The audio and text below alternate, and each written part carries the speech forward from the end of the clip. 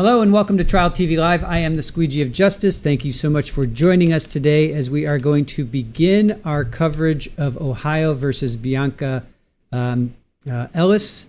This is out of Cleveland, North Olmsted area. And jury selection started on Thursday and continued Friday. And speaking with the local news channels there, I spoke to them over the weekend and they said that they will still be continuing jury selection this morning, and we may get to start opening statements today. We may. If so, we will be ready to cover them. But in the meantime, we're going to do a little background and do a deep dive on Bionca Ellis starting today. So, with that being said, I just want to welcome in our newest mod, Allie B. Make sure that you give Allie B. See if I can find her. There you are. So our newest moderator, Allie B. Welcome to our family as a moderator. You've been with us for a little while now. So just make sure, chat, you give Allie B a warm welcome as our newest moderator. So, Kimbers, I saw that you're going to go, you're going to go down to the trial after jury selection. All right, Kimbers, you know the deal. If you can make it in and you feel like calling afterwards and talk to us or during lunch, however that works for you, if you want to, cool. If not, that's fine as well. But if you do make it there, please consider emailing us, info@trialtvlive.com. And we'll exchange phone numbers, and if we can have you call in, that would be fantastic. So, Lily Wayne, hello to you. Oh, Little Lulu, yes, where are you? You sent us gifts. We got a window sling over the weekend from Little Lulu, so thank you for that. Appreciate that. We'll set it up. We got to figure out where we're going to set it up, if it's going to be in a window or on a wall. I'm not quite sure if we can put it on a wall yet. So, oh, Alice, thank you so much. Good morning to you. Thank you, Alice. Really appreciate your support. Thank you so much for that. Miss Trial, good morning to you. Richard in the kitchen, Green-Eyed Cat, and Shirley Roth. And good to see you guys. Thank you so much for joining us. Mallory, good to see you. Let me go back to, let's see if I can get to, if I can get back to first in chat. Who was first in chat? Can I go back that far? Deb. It seems like Debbie or Deb. Sorry, Deb. Deb H. Seems to be first in chat, so thank you for joining us. Jennifer King, good to see you. All right, 80s Music Man, guilty, no pass, go. Yeah, there's no question that she did this. It's going to boil down to her competency. She's got. You'll see the backstory. She has some serious mental issues. So. That's really what it boils down to. So, does she need? Is she going to get the help that she needs? You know, that's where it's going to boil down to. So, Kathleen, good morning to you. Deviant Croissant, thank you for joining us. Ed Gein, did I get your email? Maybe. I'm not sure. I'll have to check that at a break. We did watch Geen. Yeah, we watched. We started to watch. We made it through 4 episodes last night. I think three or four episodes of Monster. So that's pretty intense. I had no idea that Ed spawned Psycho, and of course, Texas Chainsaw Massacre and Leatherface. That I kind of knew, but Psycho, I didn't realize that he spawned Psycho. Joni, good morning to you. Thank you for joining us, and Brenda. Nan R, welcome to Blue Wrench. Awesome. Mandy, good morning to you. And Cindy and Mary. We have 2 Cindys. Thank you guys for joining us. JRN and Sherry. Good to see you guys. Thank you for joining us. Barbara, good morning to you. One sunny day. Nice. Yeah, it's not very sunny here right now. We're getting like a serious storm right now. Well, not storm, but just rain. Allison, yes, from a very wet Scotland. I can say the same, a very wet Florida right now. All right. Jen, you watched that over the weekend. Yeah, it is very, very disturbing. Very disturbing. He was a messed up individual, that is for sure. All right, you guys, let's get to it. So I don't have a players graphic for you. We'll work on that tonight. But basically, I can go over to our, I'll come over here. All right, so this happened June 3rd, 2024, so last year. It was outside of North Olmsted, Ohio, which is Cleveland area. And it involved Bionca Ellis there, as you can see, and Margaret Wood and Julian Wood. Now, there's video footage of this, so it's not too difficult to refute it. But what happened was Margaret and Julian were shopping in a Giant Eagle, which is the local grocery store, big grocery store. And again, backstory, my mom was living very close to where this happened. I visited her often. I didn't go to this Giant Eagle, but I went to a Giant Eagle right down the road from her. So I'm very familiar with Giant Eagles. So this happened. You'll see the video footage of Margaret and Julian. He's 3 years old, so he's in the what do you call it? The cart, and Margaret's pushing him out, and Bionca walks. They go past her, and she turns right around and she follows them out. She attacks them. She stabs them. Poor Julian does not survive. So it's going to be a sad case, no question about it. But we want to give a voice to little Julian there, and Bionca is a very, very disturbed individual. So we'll have to. Well, we have some video of her in Florida before this happened. So anyway, we'll get to that. So first and foremost, I want to let's start here. So for those of you that are not familiar with the area, this is the eastern to Midwest part of the country. So if we zoom into Ohio, so you see there's Lake Erie. Just kind of get your bearings. There's Lake Erie, and Cleveland is Northeast Ohio, considered Northeast Ohio. And as we zoom in even further, so here's North Olmsted. So there it is in relationship to very close to the airport. And again, my mom lived very close to here. I didn't go to this Giant Eagle, but like I said, I've been to her Giant Eagle very often. I still have friends, family that live in this area. So anyway, okay, so here's where it happened. I mean, it's well traveled. I mean, a lot of people live in this area. So, and just to show you what it looks like on the ground side of things, this is what a Giant Eagle looks like. Let's see if I can find. Let's see here. Oh, I put myself, I think, on the back side of it. Ha! Let me see if I get myself around here. Oh my goodness. Jeez. I'm on the back alley. Are you kidding me? Jeez. Oh my God. Okay, here we go.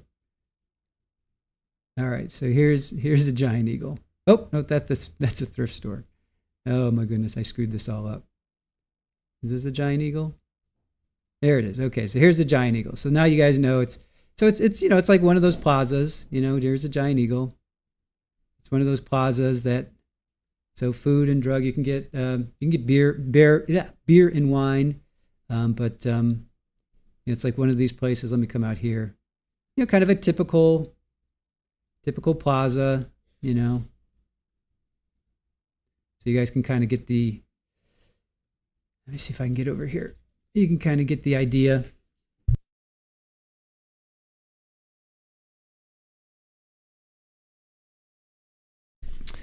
I just want to kind of get over.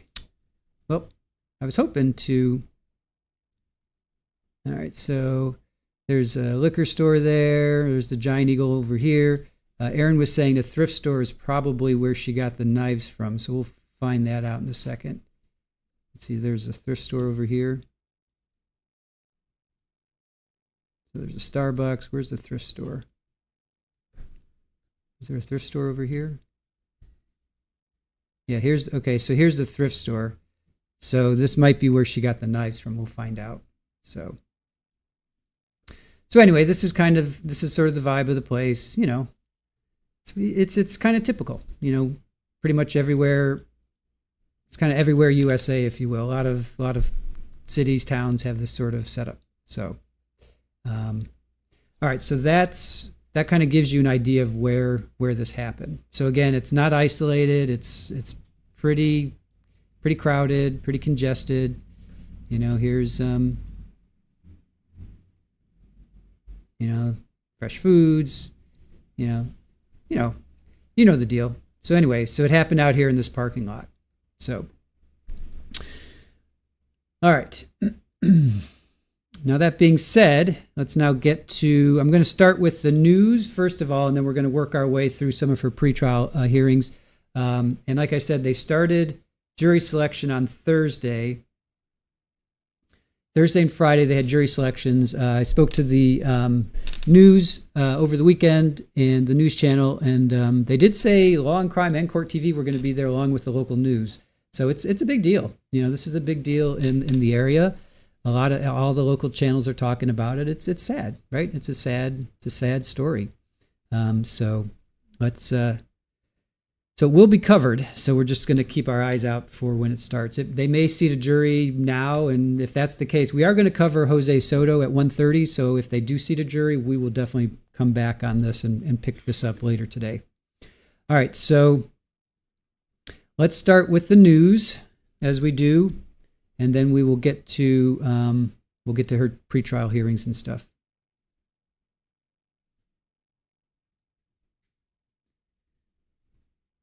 Okay.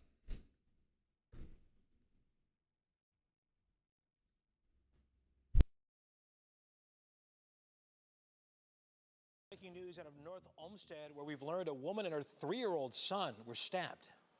We want to give you a live look here at the scene. Police say it happened around 3 p.m. at the Giant Eagle. All right, hold on. I need to bump up this. Wow, that's really low audio. Let me crank that up a little bit. Hold on. Let me start this over. That's some low audio. We begin tonight with breaking news out of North Olmsted, where we've learned a woman and her 3-year-old son were stabbed. We want to give you a live look here at the scene. Police say it happened around 3 p.m. at the Giant Eagle on Lorraine Road. Now, both the woman and the baby were taken to St. John Medical Center. We're told they're undergoing treatment there. Police arrested 32-year-old Bionca Ellis of Cleveland. So right now, it's not clear if there's a connection between Ellis and the two victims, but we are working to learn more. We'll have updates for you on air and online. All right, so again, this was June 3rd of last year. This is June 3rd. So TLC, Dayton is southwest and more near Cincinnati, and Cleveland is northeast Ohio. So, and then you have Columbus in the middle. So then you have Toledo on the far west side, far west section of the state. So, all right, so that's like the initial. What do you call it? The initial news report. The news lady used to be on Court TV, Katrina says. Hey, Bama, good to see you. Tony, you live in Pennsylvania, but your son lives in North Olmsted. Yeah. Yep. It's going to be one of those cases where, we know the area, and it's one of those that hits close to home. Brand new information into. All right, hold on.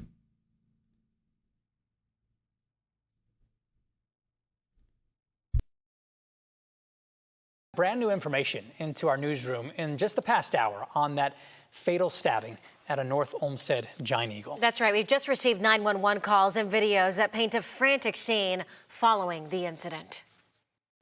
911, what is your emergency? There's a child. He's bleeding all over the place. We're at North Olmsted Giant Eagle. I don't know what happened to him.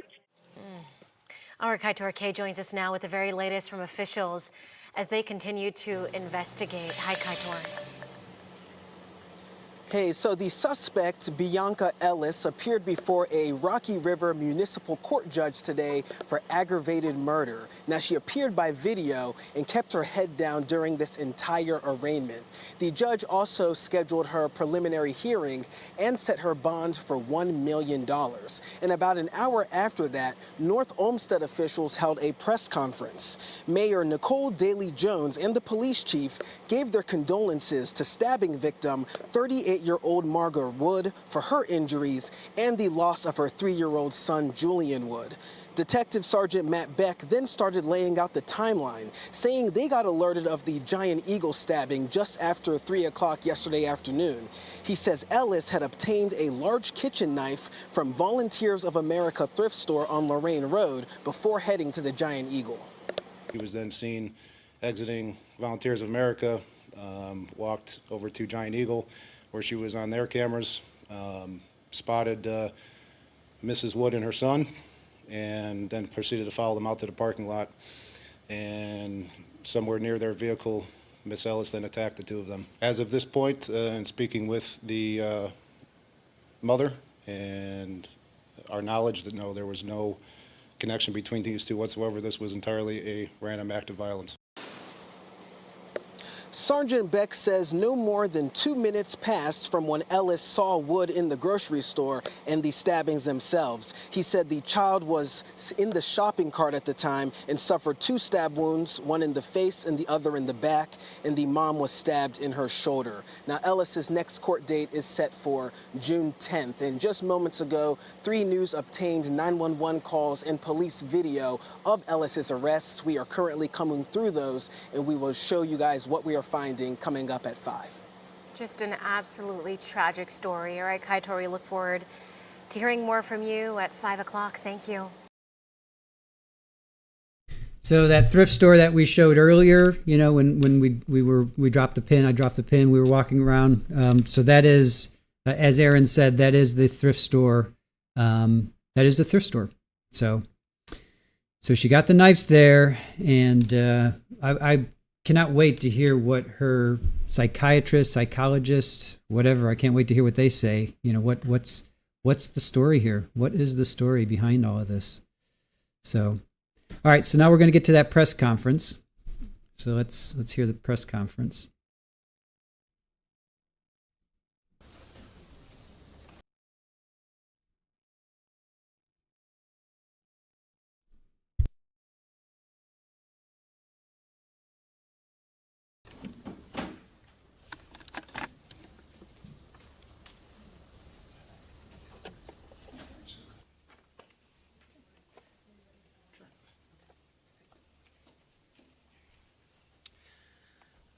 Nicole Daly-Jones, Mayor, City of North Olmsted. I want to start by expressing my deepest condolences to Margaret Wood and her family, who were all victims in this senseless tragedy yesterday, especially for the unthinkable loss of their son, Julian. As a mother, I cannot even begin to fathom the sense of loss that this family is going through. The city and I all share in your loss and are terribly sorry. I also want to take a moment to thank all of our safety forces, our dispatchers, our police officers, our firefighters, paramedics, who again responded quickly, compassionately, and professionally. At this time, I will turn it over to our police chief, Bob Wagner. Thank you, Mayor. I'm Police Chief Bob Wagner. I want to first offer my heartfelt condolences to the family. It's a very difficult time, I know, for them, but also for all the first responders yesterday. We did have some mutual aid from Lake Police as well as Fairview Park Fire Department, and I do want to especially thank them for their quick and professional response. We responded to the area of Giant Eagle, an assault that multiple people were stabbed yesterday, approximately a couple minutes after 3 p.m. I will eventually turn this over to Detective Sergeant Matt Beck, but I wanted to just give you a couple of items of interest. We are currently pulling all the videotape, and so it's going to take us a little bit of time to push that out to you all. We pushed out several media releases, and we will continue to do so. Currently, Miss Ellis, the suspect, is in custody to be charged with murder. And as we gather the data and send that out, some of it will be redacted, but there's a lot between body cam, store video, station video, 911. We've gotten all your record requests, and we will turn that over to you very soon. If it's not today, it should be tomorrow. So I will turn this over to Detective Sergeant Matt Beck, but thank you for your understanding in this time. It's difficult for all of us, and we will answer all your questions as they come in. Thank you very much.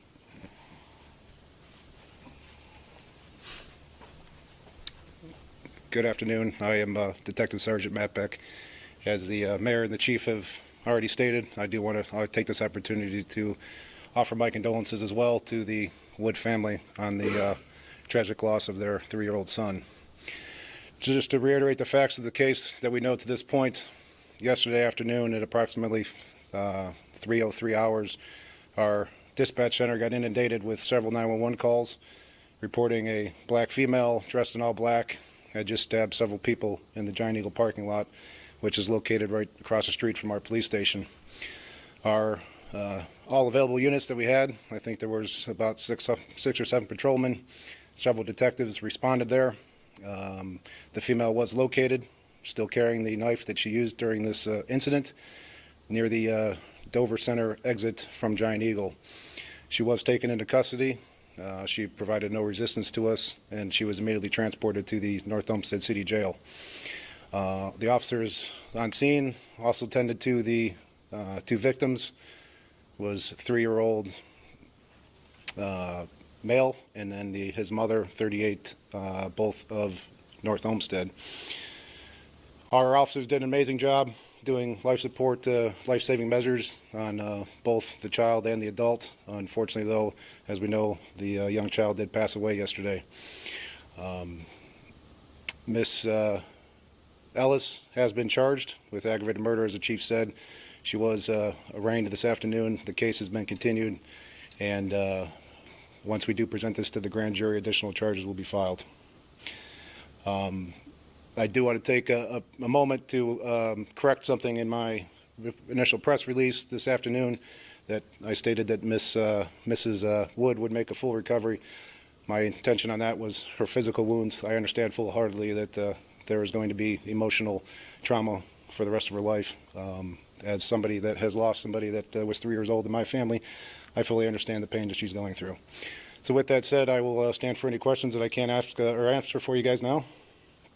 Sergeant, this has all been characterized, but I'd like to know, just to confirm, that this was a random act. There was no, is there any connection that you're aware of between the victim and the perpetrator? As of this point, and speaking with the mother and our knowledge, that no, there was no connection between these two whatsoever. This was entirely a random act of violence. So how was she attacked? Was she attacked from behind? The lady just walked up to her and did whatever? Explain that aspect of it. So to kind of start, Miss Ellis was inside the Volunteers of America store where she obtained a butcher knife or some type of kitchen knife. Unknown at this point if she paid for that knife or if she stole it, but then she was then seen exiting Volunteers of America, walked over to Giant Eagle where she was on their cameras, spotted Mrs. Wood and her son, and then proceeded to follow them out to the parking lot. And somewhere near their vehicle, Miss Ellis then attacked the two of them. Was it a frontal attack or from behind? The young child suffered 2 stab wounds, one to the face and one to the back, and then she suffered one to her shoulder area. So was there any altercation inside Giant Eagle? No. The video shows that they just passed each other. Miss Ellis turned around, looked at her, and followed her out the door. Was the child in the cart? Was the child in the shopping cart? Yes, the child was seated in the front seat of the shopping cart. What do we know about the suspect's state of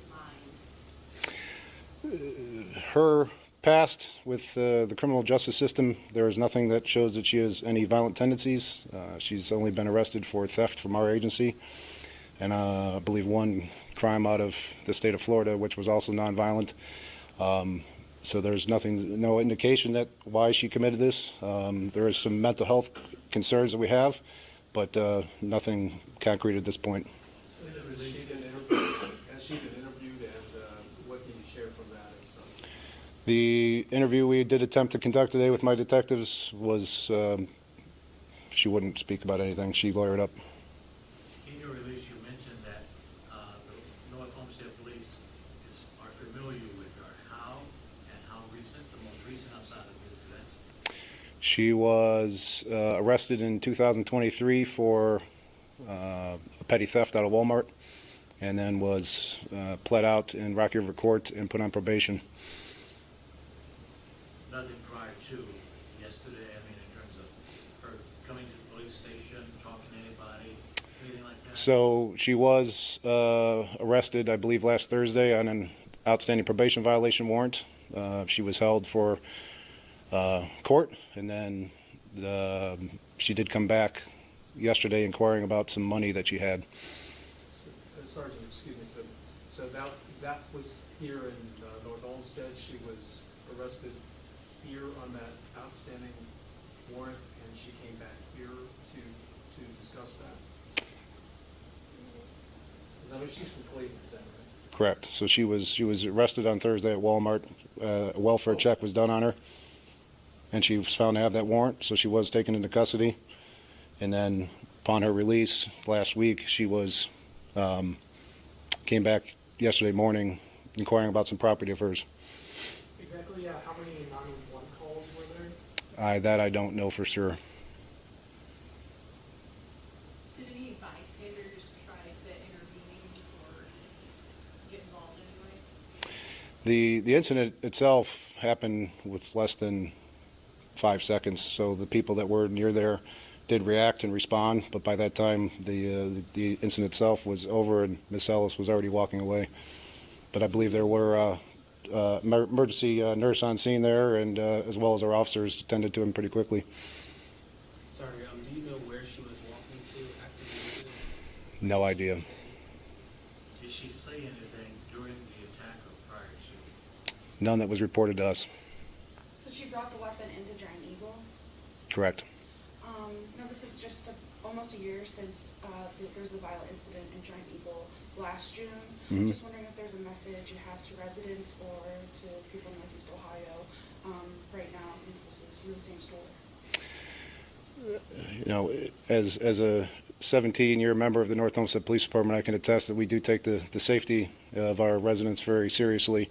Obviously, though, on a daily basis, we can't be everywhere and anywhere. So I would strongly encourage those that, keep your head on a swivel, pay attention to your surroundings, and if something doesn't look right, please don't hesitate to call the police department. We'll come investigate, no problem. Any plans for heightened security at the store? That I do not know. Sergeant, from the time that she encountered them inside the Giant Eagle until the act happened, and that was outdoors, right? Correct. How much time had elapsed between those two moments, can you say, roughly? I would say no more than 2 minutes. So basically, they were walking out, she was walking in, she turns around as they're walking out, attacks them in the parking lot. Is that the scenario? Correct.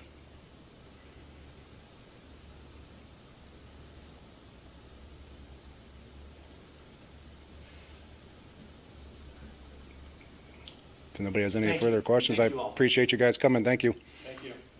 Thanks for doing this.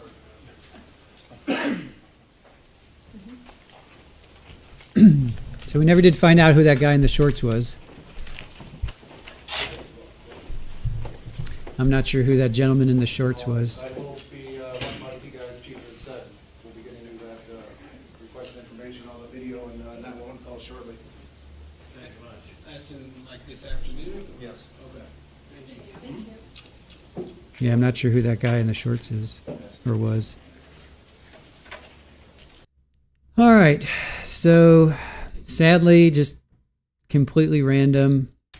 We're going to continue on. We're going to get to the body cam soon, but I remember watching it last year, and it's sad. I'm pretty sure the first responders are like just crying and stuff. It's sad. I mean, there's no question. This is going to be a very, very. This story is just. This is going to be a very, very sad case. All right. This story is just so tragic. Today we are learning the woman accused of stabbing a mother and her 3-year-old son at a North Olmsted Giant Eagle has officially been indicted. Now, this was a random attack. They were just grocery shopping. 32-year-old Bionca Ellis, she is facing multiple charges today, including aggravated murder, attempted murder, felonious assault, and several other charges. The child, again, just 3 years old, Julian Wood, he died at the hospital. His mother was treated for her injuries. Ellis is set to be arraigned Monday in court. All right, now I want to get to the body cam. Now that we have enough background, let's get to the body cam here. And then we'll get into, then there's a couple more news reports before we get to some pretrial hearings. Emergency.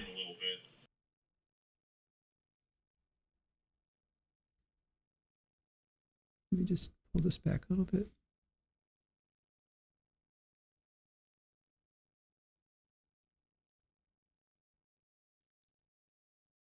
All right, hold on. Okay.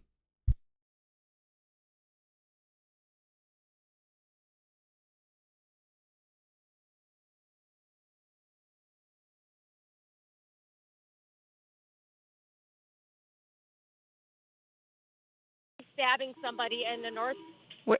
The Giant Eagle. She's stabbing somebody? She's stabbing. She's walking. North Olmsted units, start responding to North Olmsted Giant Eagle. We have several calls of somebody with a knife trying to stab people. Right there, stop. Do you have a description of her? Yeah, she's a black female. We got eyes on her. She's walking towards Lorraine. Oh, she's outside now? She's outside walking. Okay. With a knife in hand.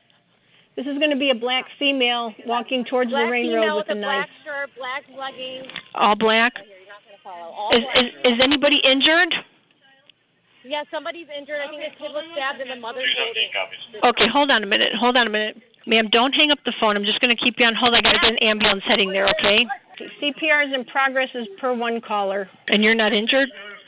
I am not injured. We heard the screams in the parking lot as we were parking or walking to our car, and we saw the kid. Yes. Now, before the attack, Ellis was. All right, I'm not going to play this. We have this elsewhere. Well, actually, I can play it. I'll just mute it. I'll go ahead and I'll mute it.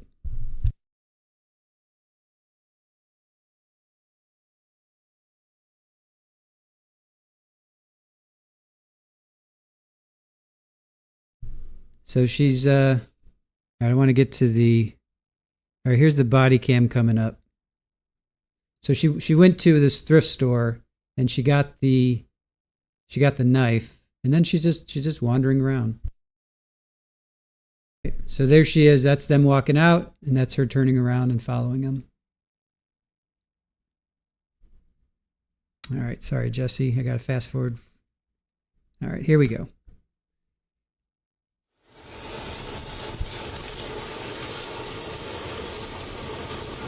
5212, I'm behind Medic 51. We're pulling in the lot.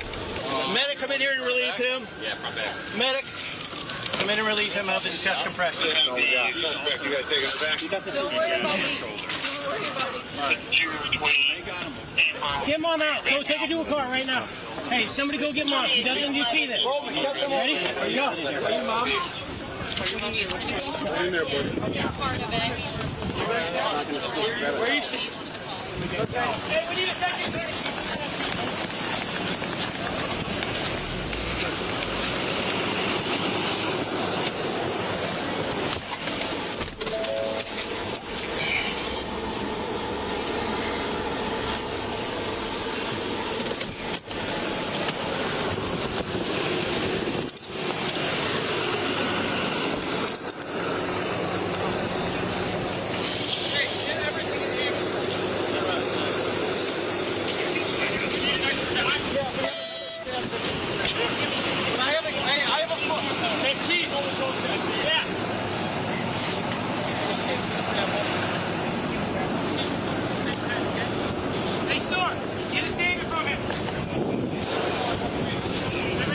If you saw this, come to me. If not, you guys will clear the area. If you saw this, come to me. If you guys have nothing to do with this, go ahead and go home. Thank you very much. You saw? See this? We were sitting right over there. We heard her screaming instantly right over. So you didn't see the actual crime? You didn't see the actual crime? Thank you very much. Guys. Okay. Have a great day, okay? And the body cameras also caught the heartbreaking moment when Jared Wood, the boy's father, arrived in the parking lot.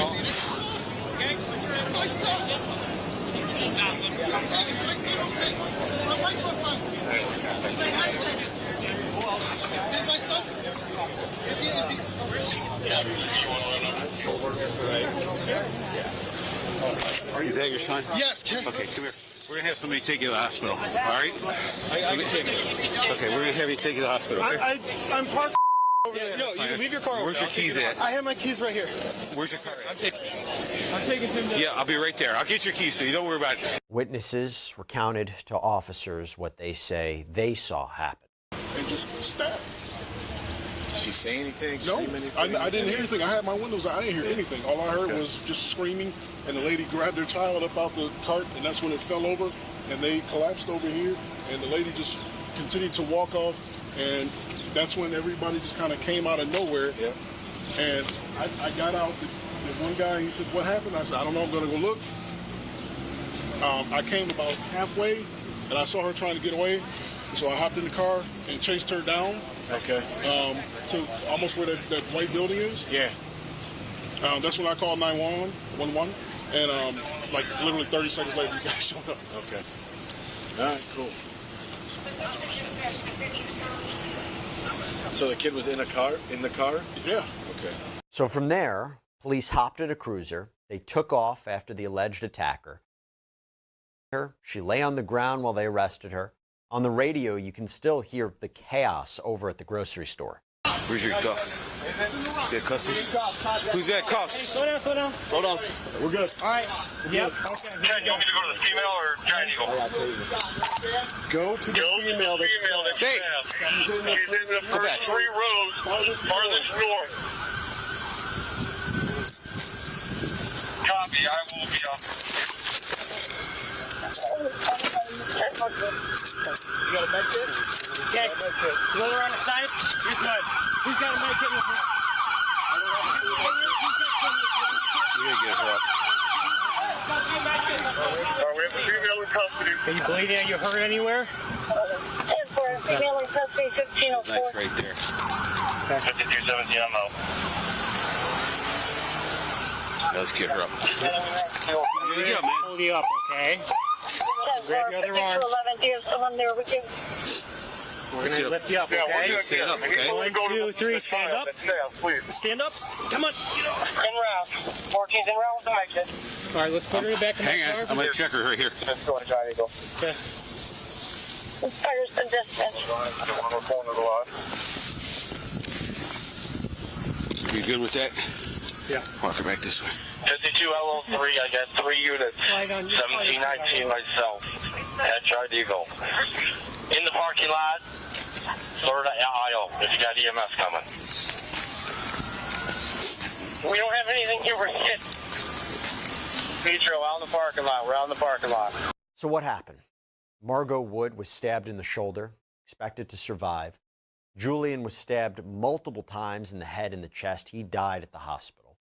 Bionca Ellis was indicted on charges of aggravated murder, murder, attempted murder, felonious assault, endangering children. All right, I'm going to stop that there because I don't want to get us in trouble with anything. So we're going to move on to, let's see. We'll get back to everything that Mr. Weber is talking about, but now we're going to spend a little bit of time. Let's see, we have.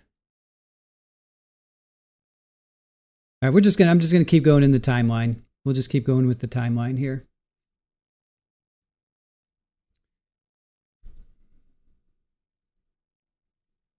The community is rallying.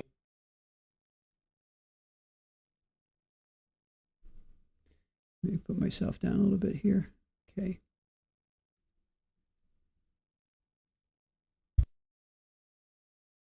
The community is rallying around a 3-year-old killed outside a local grocery store. Julian Wood was stabbed outside of North Olmsted's Giant Eagle on Monday. Candace Hare joins us now live. And Candace, how are loved ones remembering him? Well, I can tell you what, Dave, they are remembering him as a rambunctious little boy who loved school and loved dinosaurs, something that we know a lot of little kids love. That's according to loved ones who posted that on a family GoFundMe page. Now, you may remember that Julian and his mother, Margot, they were walking out of the Giant Eagle here in North Olmsted when they were stabbed on Monday in what North Olmsted police are saying at this stage appears to be a random act of violence. Both Julian and Margot were taken to the hospital, but Julian did not make it. Loved ones say on GoFundMe they are devastated beyond words, adding that the suspect took something from us we can never get back. A neighbor of the Wood family tells us she feels for this family and their devastating loss. I have 13 grandchildren and 6 great-grandchildren, so it's heartbreaking. Now that GoFundMe page for the family, that has raised nearly $90,000 to help them with funeral expenses and any time they need away from work. And on that GoFundMe page, loved ones say that they urge everyone to hold your babies close, and they added that this never should have happened. Dave? No. All right. So if you were with us at the beginning of the stream, you'll I'll just, I'm going to repeat myself often. My mom lived close to this area. I have friends and family that still live in this area. I've been to Giant Eagles many, many times when I would visit, not to this one in particular, but they're basically a grocery store. You can get beer and wine there, all kinds of food. They have fresh foods, just kind of your, I guess, typical grocery store, cut above. To me it was pretty decent. Very, lots of fresh foods, fresh vegetables. It was a nice store. It's a nice store. And I showed you, we looked at the parking lot earlier. So the thrift store was a couple doors down. I think there was a Planet Fitness and then also Starbucks, and then the Giant Eagle was there. So it's kind of a typical plaza that you find here, at least from my experience growing up, in the Midwest and then East Coast and then down here in Florida. It's kind of a typical plaza. People come and go. It's it's middle of the broad daylight, so it's not like it was this weird nighttime bad part of town kind of thing. That's, I think, what makes it so disheartening as well, because it was it's not it's so random.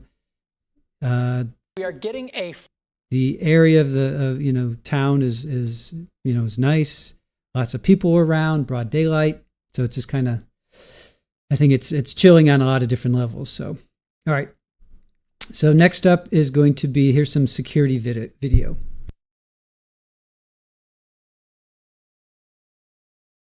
We are getting a first look at surveillance camera video from the deadly attack at a local Giant Eagle. Our Lena Lai joins us now with what we found. And Lena, this gives us a better idea of What happened that afternoon? Yeah, because there are so many questions. Well, right now, a memorial is growing outside of Giant Eagle where 3-year-old Julian Wood was killed and his mom was injured. Police say Bionca Ellis stabbed both of them in a random act of violence. Today, North Olmsted police releasing new video showing the moments leading up to the horrific attack. Now, we are not showing the actual attack, but we still want you to know that we should warn you that parts of the video may be upsetting to watch. New video shedding light on the 30 minutes before a deadly stabbing in North Olmsted Monday. The video showing Bionca Ellis walking into the police station there around 2:30 that afternoon. She's pushing her own wheelchair with a suitcase. Detective Sergeant Matt Beck confirms she was there in connection with a previous nonviolent case. Ellis then makes her way to the Volunteers of America thrift store, where police say she stole 2 knives, then briefly stops into Bins and Things before walking into Giant Eagle. At 2:58, she walks past the service desk with the knife waving by her side, and no one appears to see it. Then we see her walking near the cash registers. Again, no one appears to see or react to the knife. She then passes Margaret Wood and her 3-year-old son, Julian. Ellis immediately turns around and starts to follow them. Cameras show just before 3 p.m., Ellis walked into the lobby and follows behind the mother and son as they exit the store. Cameras then show her following them through the parking lot and to their car. North Olmsted police say Ellis's family says she had an apartment in Cleveland but had not been there for a while. She had clothes and makeup in that suitcase. Now, coming up at 5, Ellis was already known to police before the deadly stabbing. We'll have the video of her arrest just 1 day before. And Laura, still so many questions, the main one being the motive. No one seems to know what it was. It is a heartbreaking story. We all keep just thinking about this little boy. Just awful. It is awful. All right, Lena, thank you for that most updated information. Meantime, funeral arrangements for Julian have been announced. Calling hours are tomorrow from 2 to 8 at Repepi Funeral Home in Parma. A mass of Christian burial is scheduled for Saturday at 11 a.m. at St. Charles Borromeo Church, also in Parma. We want to let you know there's a GoFundMe in Julian's name right now. It's raised almost $190,000 at this hour. We have a link to that if you're interested. It's posted on our website, WKYC.com. All right, so they were, I've seen some folks talking about what's the update as far as the trial. They were in jury selection Thursday and Friday. I spoke to the news stations over the weekend, and they're saying that jury selection is continuing this morning. They may seat a jury today, and if they do, we will pick up on it. Now we will be doing Jose Soto's Spencer hearing that starts at 1:30, so we will cover that. But if they do seat a jury today, we will absolutely stream this, and then we'll be live tomorrow. So if the jury selection or the jury is seated like now, we'll stream it later today, but for sure tomorrow. If it is starting today, we will definitely be caught up so that we will be live tomorrow. Okay, so let's continue on. I'm not sure what this is. Let me see what this is before I play it.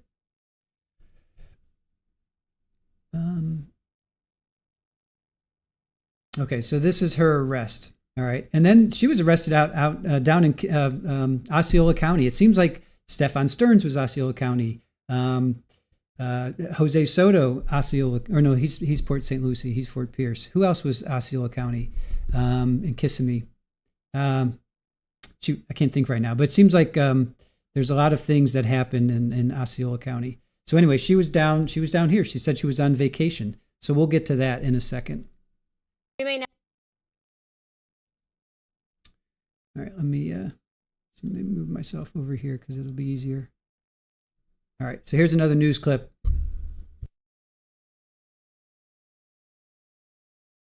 Never understand why a woman allegedly stabbed a 3-year-old boy and his mom at Giant Eagle on Monday, but we do know the alleged attacker had been arrested in that same area 4 days before that.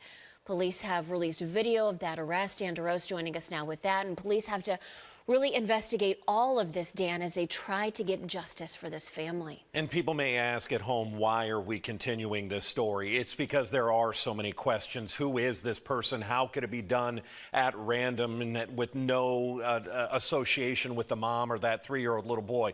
Who is Bionca Ellis? We know that the attack happens right here in North Olmsted in the Giant Eagle parking lot, but it's 4 days prior. So we're talking last Monday that right here on this corner, it's actually this corner right here out front of the Walmart, that police have an interaction with Bionca Ellis. She is in a wheelchair. She can walk herself in her wheelchair. Someone has called 911 saying she looked like she may need some help. Officers find her on the sidewalk there, have an interaction with her. They get her ID, but it turns out she has a warrant for her arrest. Now, you're about to watch this interaction with police.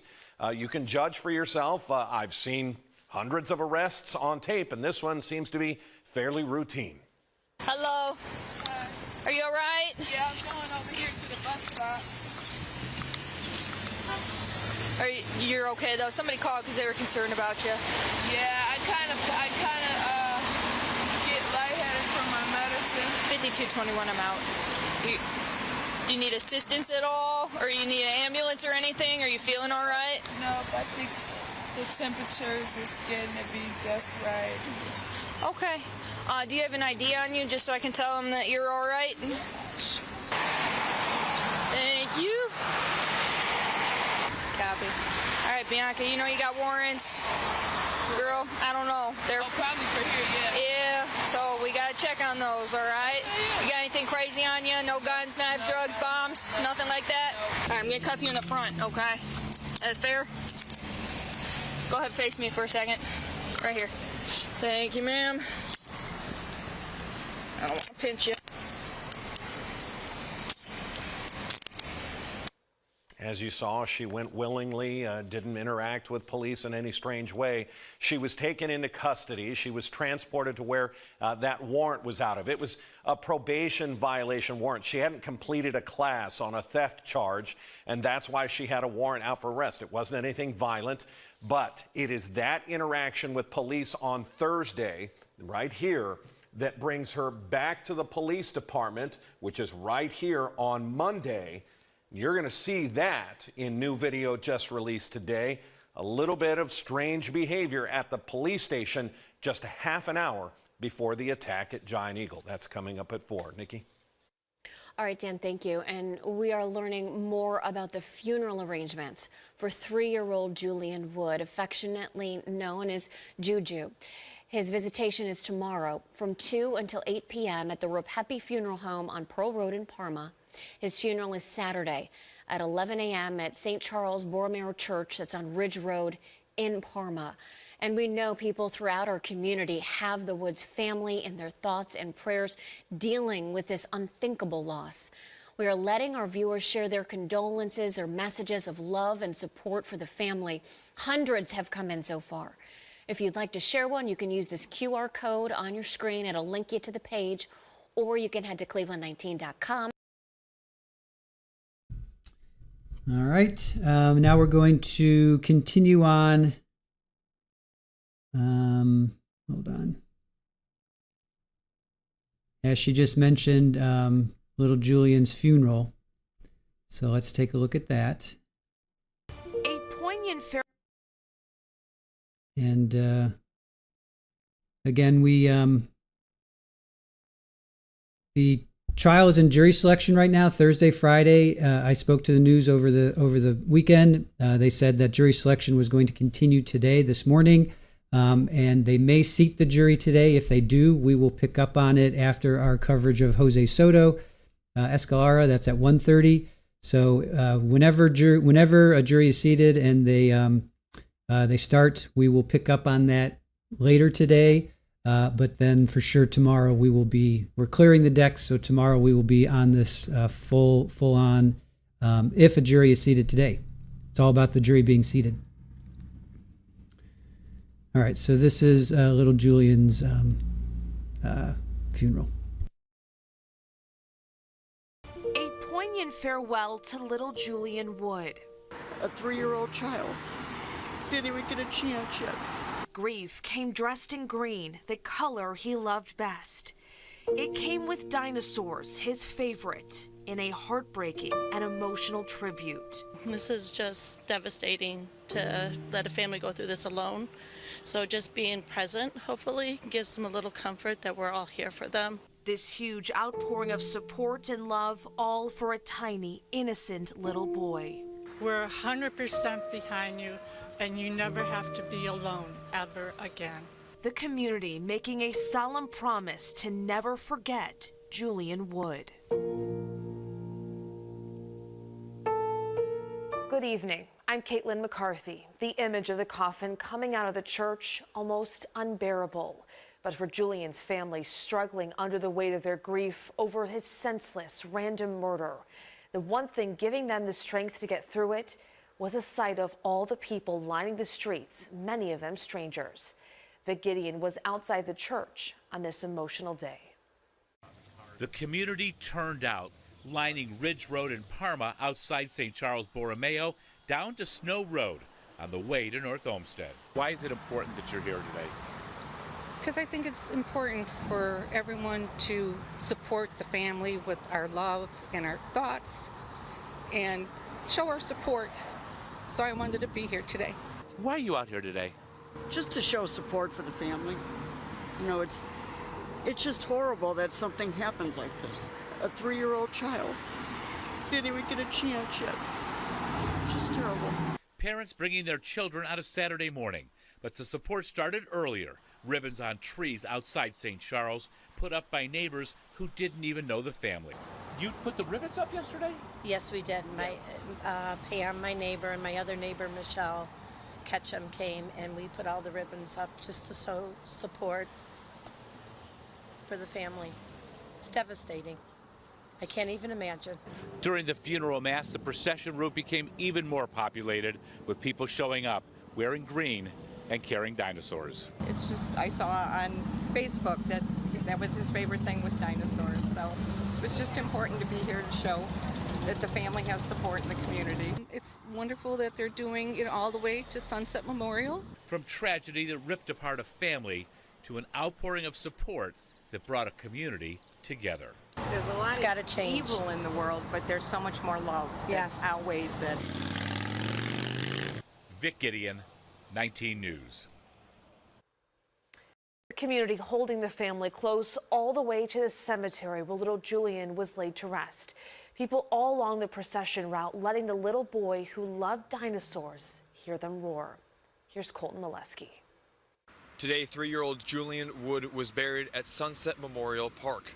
But the family didn't bury him alone. Not only was the procession of dozens of cars following the family into the park, but so many people lined the procession route trying to give and show their support to the family. It just makes me think about my kid. I don't know how I would even, it's unbearable. It's a pain, and it just, I offer my condolences to Julian's family. It's really sad. Being part of North Olmsted all my life, we just support each other, and I thought that this would help to ease a little bit of the pain and suffering that she's going through, even though dinosaurs and balloons aren't going to do it, but just knowing that she has our support for the whole family. And any way we could show support to give them a little strength to get through this is nothing to it. It's something everyone should do. We all love you. We're here for you. We're 100% behind you, and you never have to be alone ever again. You know, several mothers noted to me that they grocery shop with their kids at that Giant Eagle all the time, and if something like this happened to their family, they'd want the community to show up for them, and that's why they felt it was so important for the community to show up for this family, because it could have happened to anyone, and they want to make sure the family knows they're not going through it alone. In North Olmsted, Colt Molesky, 19 News. And the Wood family says they are so thankful for all the support from the community. We posted the procession route on cleveland19.com, and we want to show you this QR code again. A way to let our viewers share their condolences, messages of support for the family. You can use this QR code, or you can head to cleveland19.com. On our homepage, there's a link. All right. So again, here's just to give you guys an idea of the area. North Olmsted has about 30,000 people, but it's part of, let me see.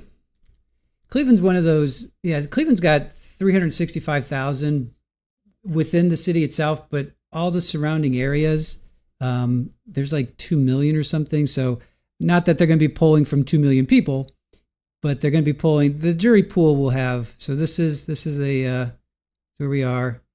So Midwestern part of the United States. So there's Cleveland. Cleveland's pretty big. I mean, Cleveland's a big city. And there's North Olmsted right here. Well, actually, where the dot is, that's where it happened, and then Cleveland proper. So Cleveland proper has 365, but all these surrounding communities, pretty sure it comes about 2 million. All right, all of that in white, that comes about 2 million people. So it's pretty big. I mean, it's not. So as far as the jury pool is concerned, they're going to be polling. I think they take her down to Cleveland. I think in one of these. Well, we have actually up next is her first court appearance. So we're going to see her first court appearance. So I don't know if they're going to try her in Cleveland, or if they're going to try her in North Olmsted. That I'm not sure about. So we'll find out. But yeah, I got family and friends that are living in this area still. So all right. So let's go to her first court appearance. Let's see what this is about. Wait a minute. Hold on a sec. I don't have it. Let's see. Hold on a sec.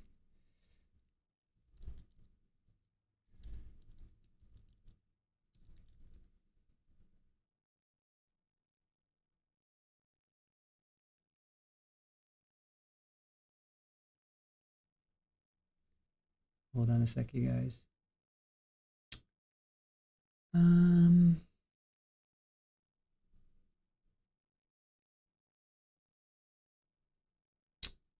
Sorry.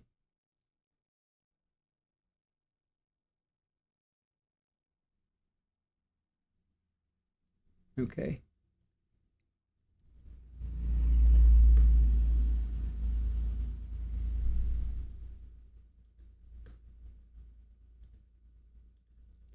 So this is her bond hearing. Good afternoon.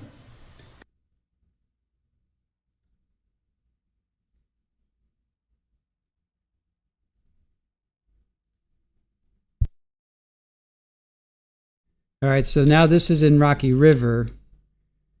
So Rocky River is a little bit, is that south? Let's see.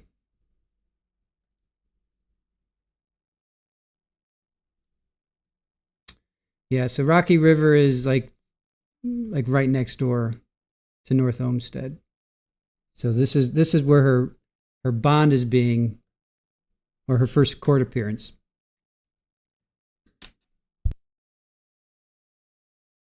Good afternoon.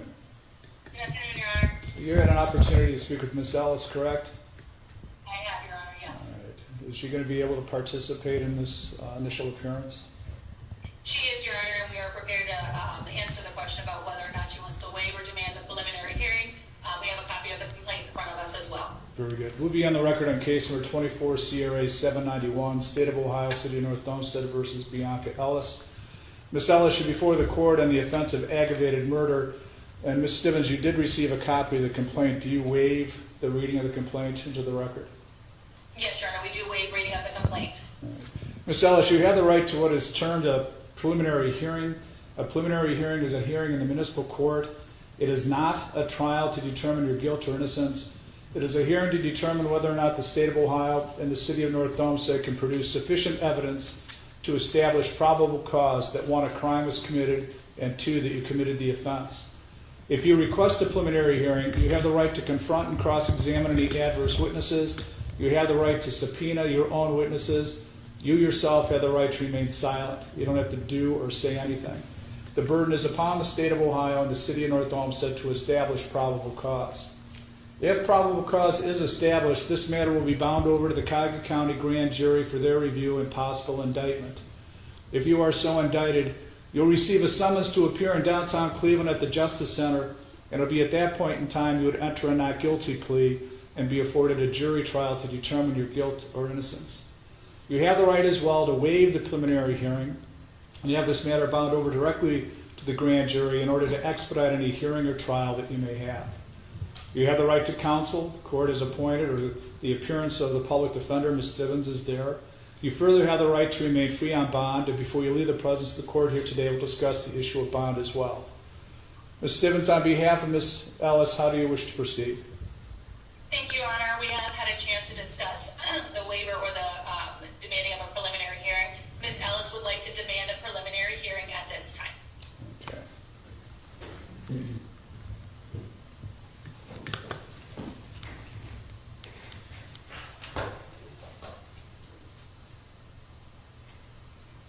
The preliminary hearing will be set for Monday,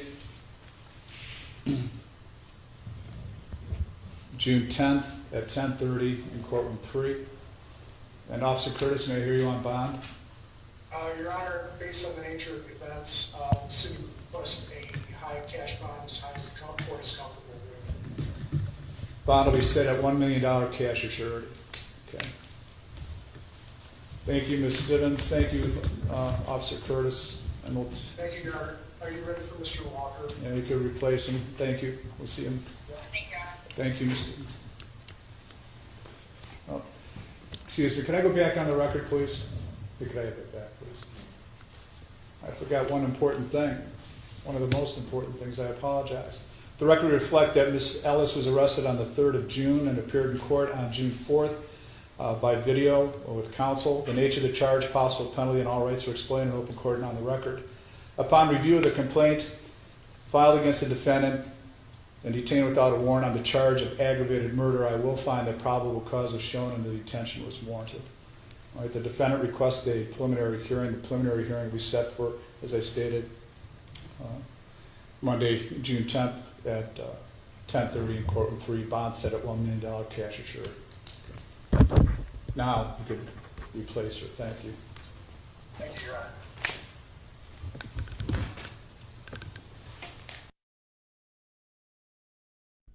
All right, so that was her first preliminary hearing, and now we're going to go to another hearing here.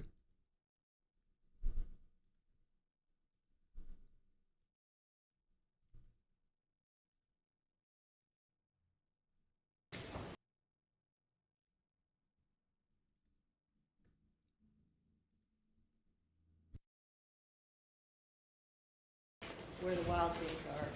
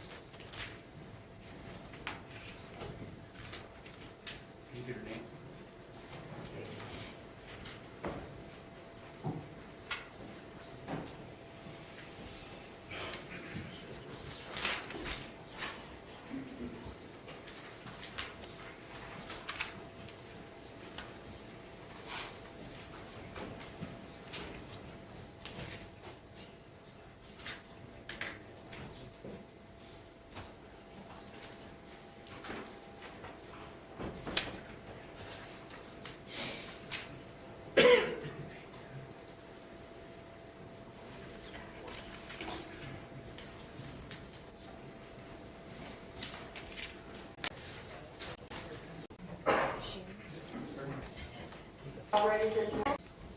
Is everybody ready to do it? Yes.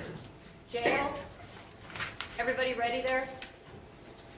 We are ready, Judge Rana. We can't hear you. Good. The mic's not on your arm. Which mic? Right there in the front. Oh, this? Yep. Oh, these mics. There you go. Now can you hear me? I can hear you, that's what Okay, I'm going to read the rights. Okay, thank you. Okay. Good morning, everybody. It is my duty to advise you of your constitutional rights. These instructions are important. Please listen carefully. Under the constitutions of the United States and state of Ohio, anyone charged with the commission of an offense is entitled to certain basic rights, which include the following. You have the right to know and understand the charges against you. You have the right to a speedy trial.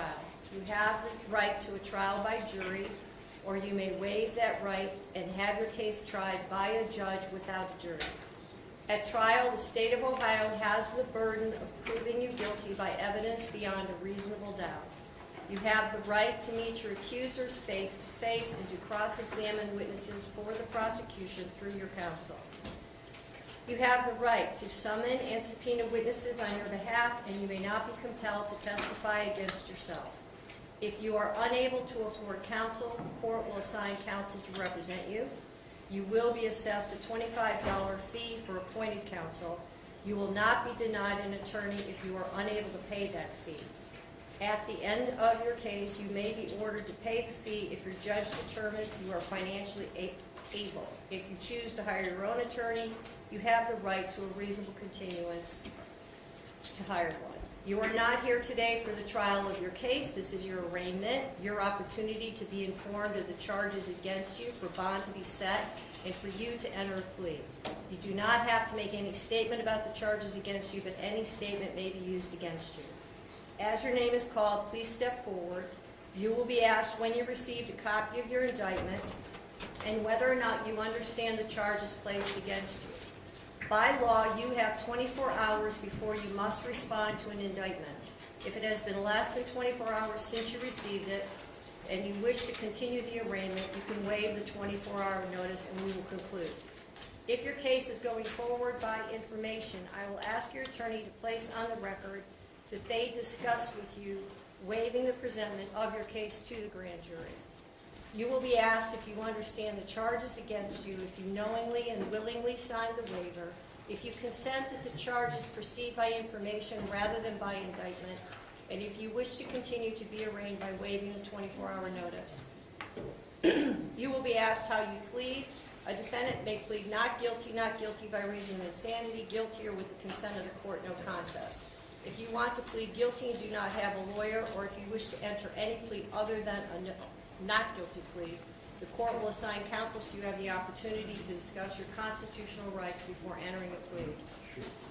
Your case will be assigned to a judge whether you plead guilty or not guilty. If you refuse to plead, the court will enter a not guilty plea on your behalf. If you have been charged with a crime of violence or any drug offense under Ohio law, you cannot knowingly have, carry, or use a firearm or a dangerous weapon until your case is finished. This is called being under disability. If you violate this disability, you could be charged with a separate felony offense in addition to the original charges. You are being arraigned today, and even if you have a permit to carry a gun, you are still under disability until the case is concluded. Upon indictment, the sheriff who issued the permit shall suspend your CCW license until your case is over. If you are over 18 and have not provided a DNA specimen since 2011, you may be required to submit one within 24 hours of arraignment. If you are placed on GPS electronic monitoring or TAD as a condition of bond, you will be required to follow all the rules and conditions. Specifically, any unapproved leave, late return, or being in an unauthorized location may result in warrantless arrest. Failing to properly charge or not charging the unit may result in warrantless arrest. Tampering or otherwise damaging your unit may result in warrantless arrest.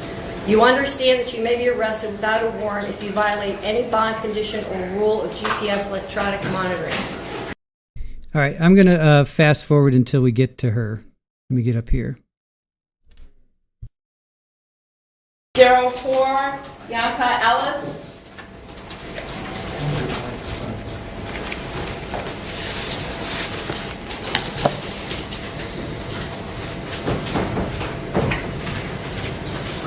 This has no family license.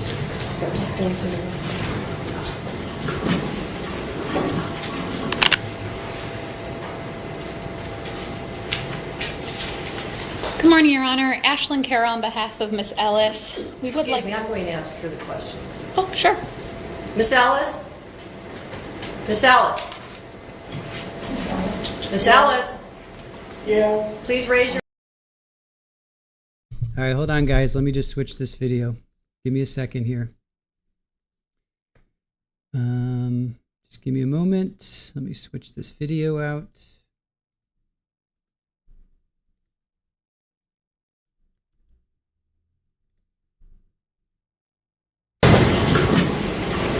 All right, hold on. The demographics of North Olmsted.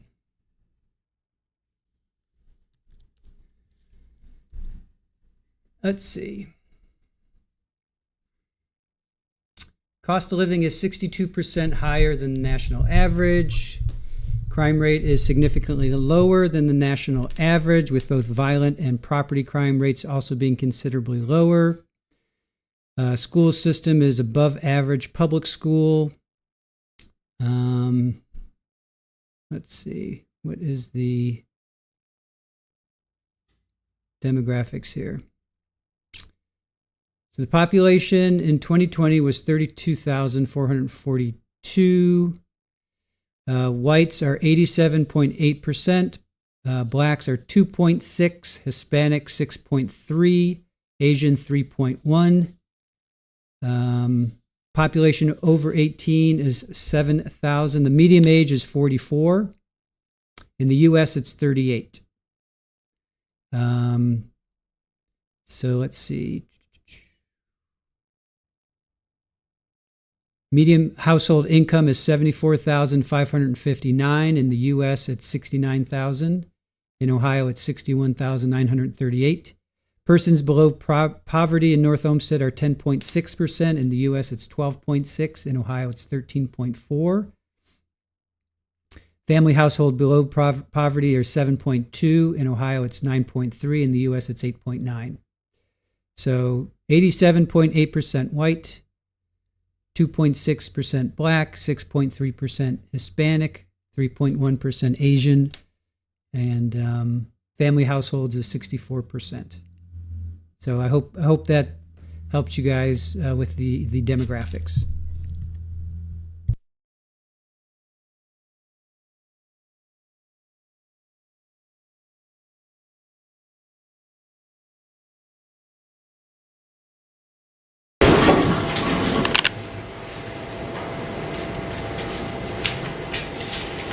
Good morning, Your Honor. Ashlyn Carroll on behalf of Miss Ellis. We would Excuse me, I'm going to ask her the questions. Oh, sure. Miss Ellis? Miss Ellis? Miss Ellis? Yeah. Please raise your head. Where is it coming from? I just need to ask you a few questions. I need to make sure you understand them. Do you have an attorney? I'm looking for one. Okay. Do you have the money or means to hire an attorney? Repeat that. Do you have the money or means to hire an attorney? Possible. Okay. Have you received and read your indictment? I don't know. You don't know if you've received it? Have you received it?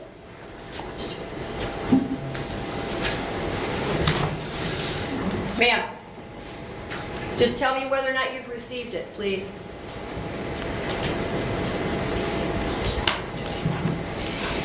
Miss Ellis, we'll be out of here in a few minutes if you just answer these questions.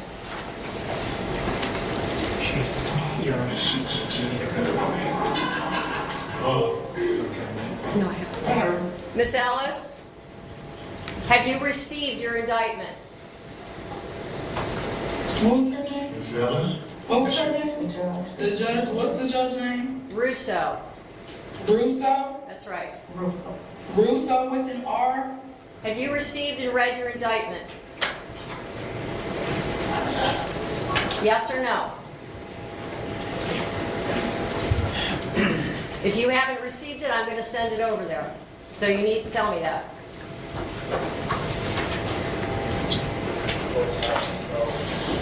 Miss Ellis,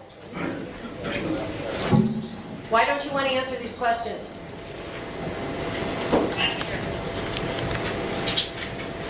come back to her when she's ready to talk to me. Your Honor, could I just let the court know, our office does represent Ms. Ellis on another case, and I understand. there are some mental health issues, and I do believe they I'll have come been... back to her. Okay, just to clarify, I do believe she hasn't been on her I will medication. come back to her. Okay. Come back in the courtroom. Bionca Ellis.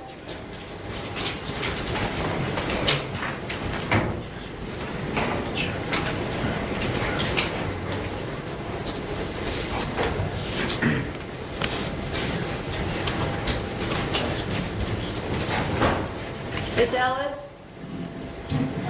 Miss Ellis? Thank you. Have you received the indictment? I don't know. Would you like me to send it to you or read it out loud to you? Thank you. Thank you. That's not responsive. Would you like me to do either of those things? Miss Ellis?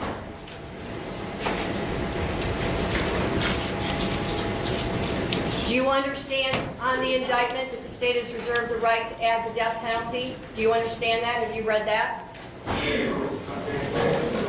ASAP. What's ASAP? What's video court?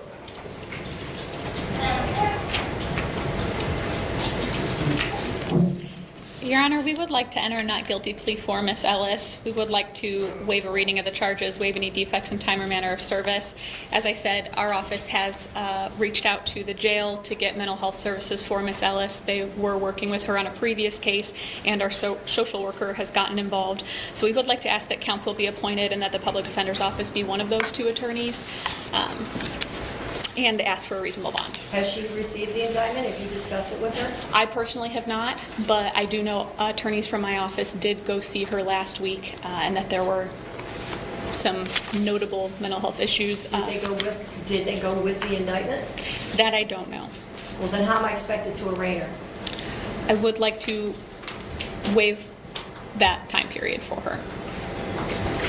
This could be a capital murder case. I don't think that's appropriate. So if somebody wants to go over there now and go over it with her, I'll hold it.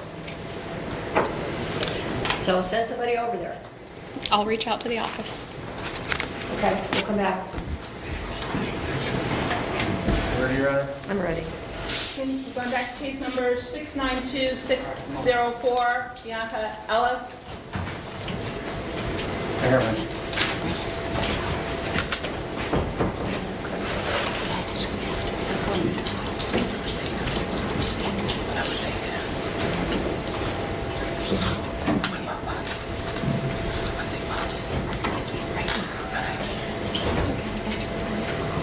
Hello, Miss Ellis. Do you have an attorney? You do? Do you have the money or means to hire an attorney? Have you received your indictment? I don't. Okay. Have you read it? No. You have not read it. I read Okay. it to you back there, right? I did not. We have a copy here. You can read it. I don't want to read it. You don't want to read it? No. Are you willing to accept that the public defender has read it to you? I asked her not to. I'm sorry. I asked her not to. You asked her not to. Well, but she did read it to you, correct? No. She didn't read it to you. I read it. Okay, well, we can read it in open court.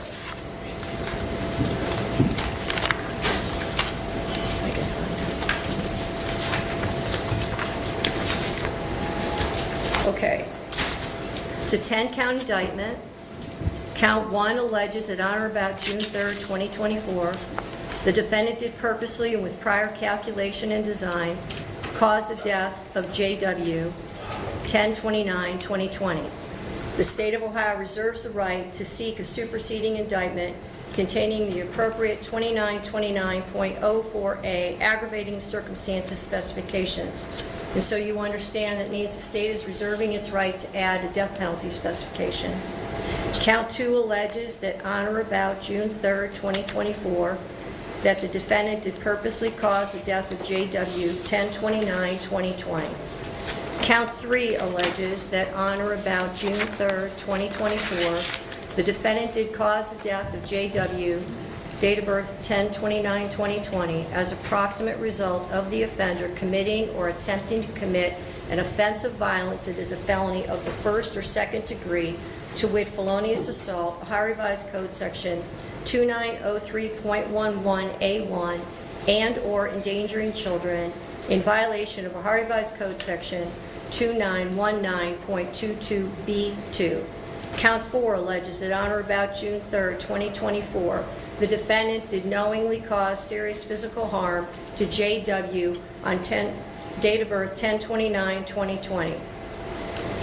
Count 5 alleges that on or about June 3rd, 2024, the defendant did torture or cruelly abuse J.W., date of birth 10/29/2020, a child under 18 years of age, and furthermore, the violation resulted in serious physical harm to J.W., date of birth 10/29/2020. Count 6 alleges that on or about June 3rd, 2024, the defendant did attempt to purposely cause the death of Margaret Wood. Count 7 alleges that on or about June 3rd, 2024, the defendant did attempt to cause the death of Margaret Wood as a proximate result of the offender committing or attempting to commit an offense of violence that is a felony of the first or second degree, to wit, felonious assault, Ohio Revised Code Section 2901.11A1. Count 8 alleges that on or about June 3rd, 2024, the defendant did knowingly cause serious physical harm to Margaret Wood. Count 9 alleges that on or about June 3rd, 2024, the defendant did, knowing that an official proceeding or investigation was in progress or was about to be or likely to be instituted, alter, destroy, conceal, or remove any record, document, or thing with the purpose to impair its value or availability as evidence in such proceeding or investigation. Count 10 alleges that on or about June 3rd, 2024, the defendant did with purpose to deprive the owner, Volunteers of America store, of property or services, to wit, knives, knowingly obtain or exert control over either the property or services without the consent of the owner or the person authorized to give consent. I have now read the indictment to you. Do you wish to enter a plea of not guilty? C. Pardon me? C. What's same mean? Yes or no? Yes. Okay. I understand the victims are represented and they want to make a comment before I set bond. Is that true? Yes, Your Honor. Okay.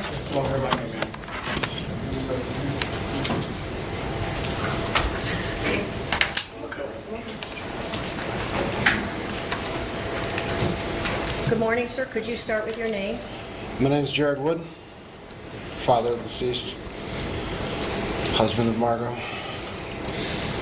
Your Honor, that day, 1 week ago, she took everything from us. There's nothing that could ever replace my son, or anything that my wife and I, or even our other kids, are going through. It's horrendous. But I really wish no bail, period, or extend it to the max limit possible that you can, at the very least. Just do whatever you can to keep this monster behind bars. Thank you, sir. Is there anything else you would like to say? That'll be it. Thank you, Your Honor. Thank you.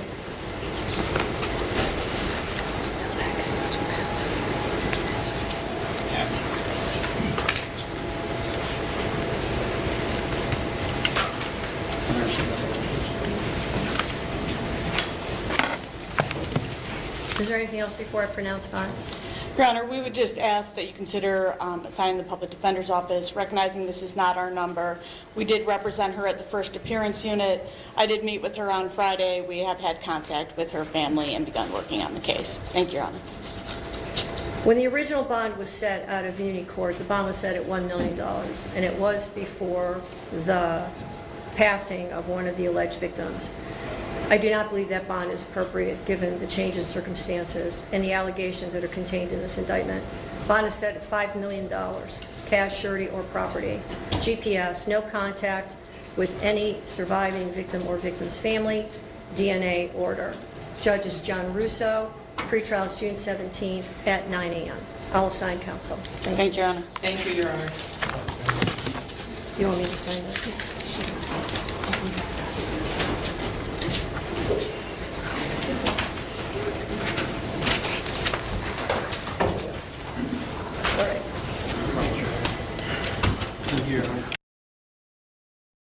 All right, so that was her bond hearing, set at $5 million. Obviously, she's not going anywhere. And now next up is just a news clip, and you saw the father. He was sitting, or he was standing behind. Much for being part of the show on this Monday.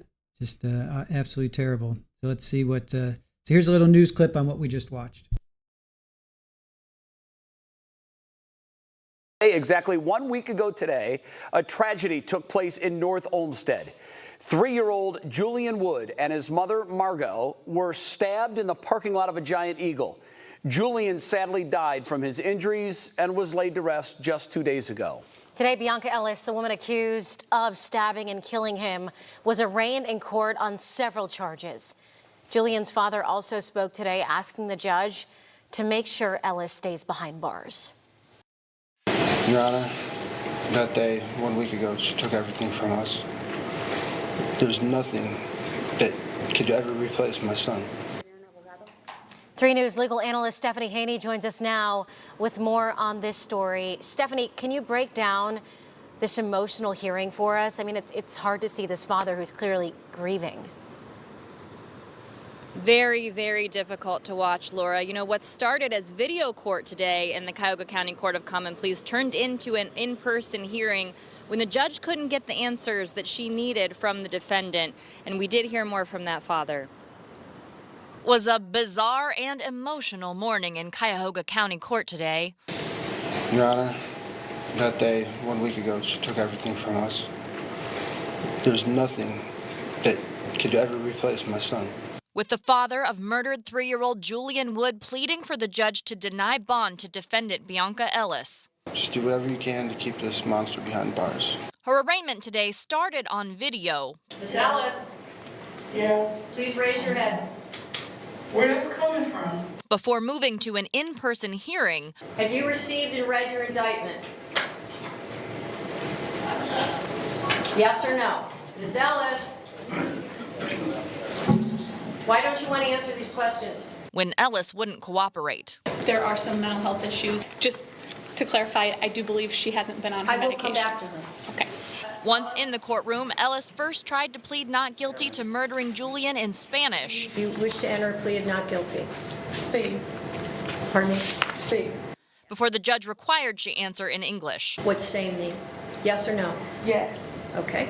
Ellis is charged with a total of 10 felonies and misdemeanors related to stabbing the child and his mother, Margot, in a Giant Eagle parking lot after security video showed her entering the store where they were shopping with a knife stolen from a nearby Volunteers of America thrift store.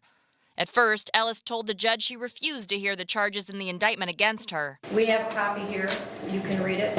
I don't want to read it. You don't want to read it? No. Are you willing to accept that the public defender has read it to you? Causing the judge to read the indictment out loud in court while Ellis smirked, smiled, swayed from side to side, and raised her eyebrow. Ellis could be put to death in Ohio. It means the state is reserving its right to add a death penalty specification. If she's convicted of the most serious criminal charges she's facing.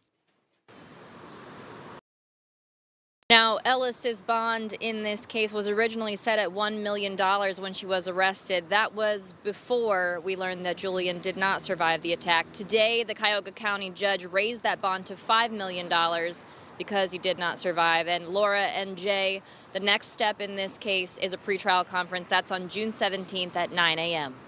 A stunning and terribly sad day, too, in court. All right, Stephanie Haney reporting live from Cleveland for us. Steph, thank you. All right. Yeah, so I'm assuming that she's going to have evaluations, right? A lot of you are saying, oh, she's acting or she's doing this or that. We've covered enough trials now. Carlos Dominguez for sure.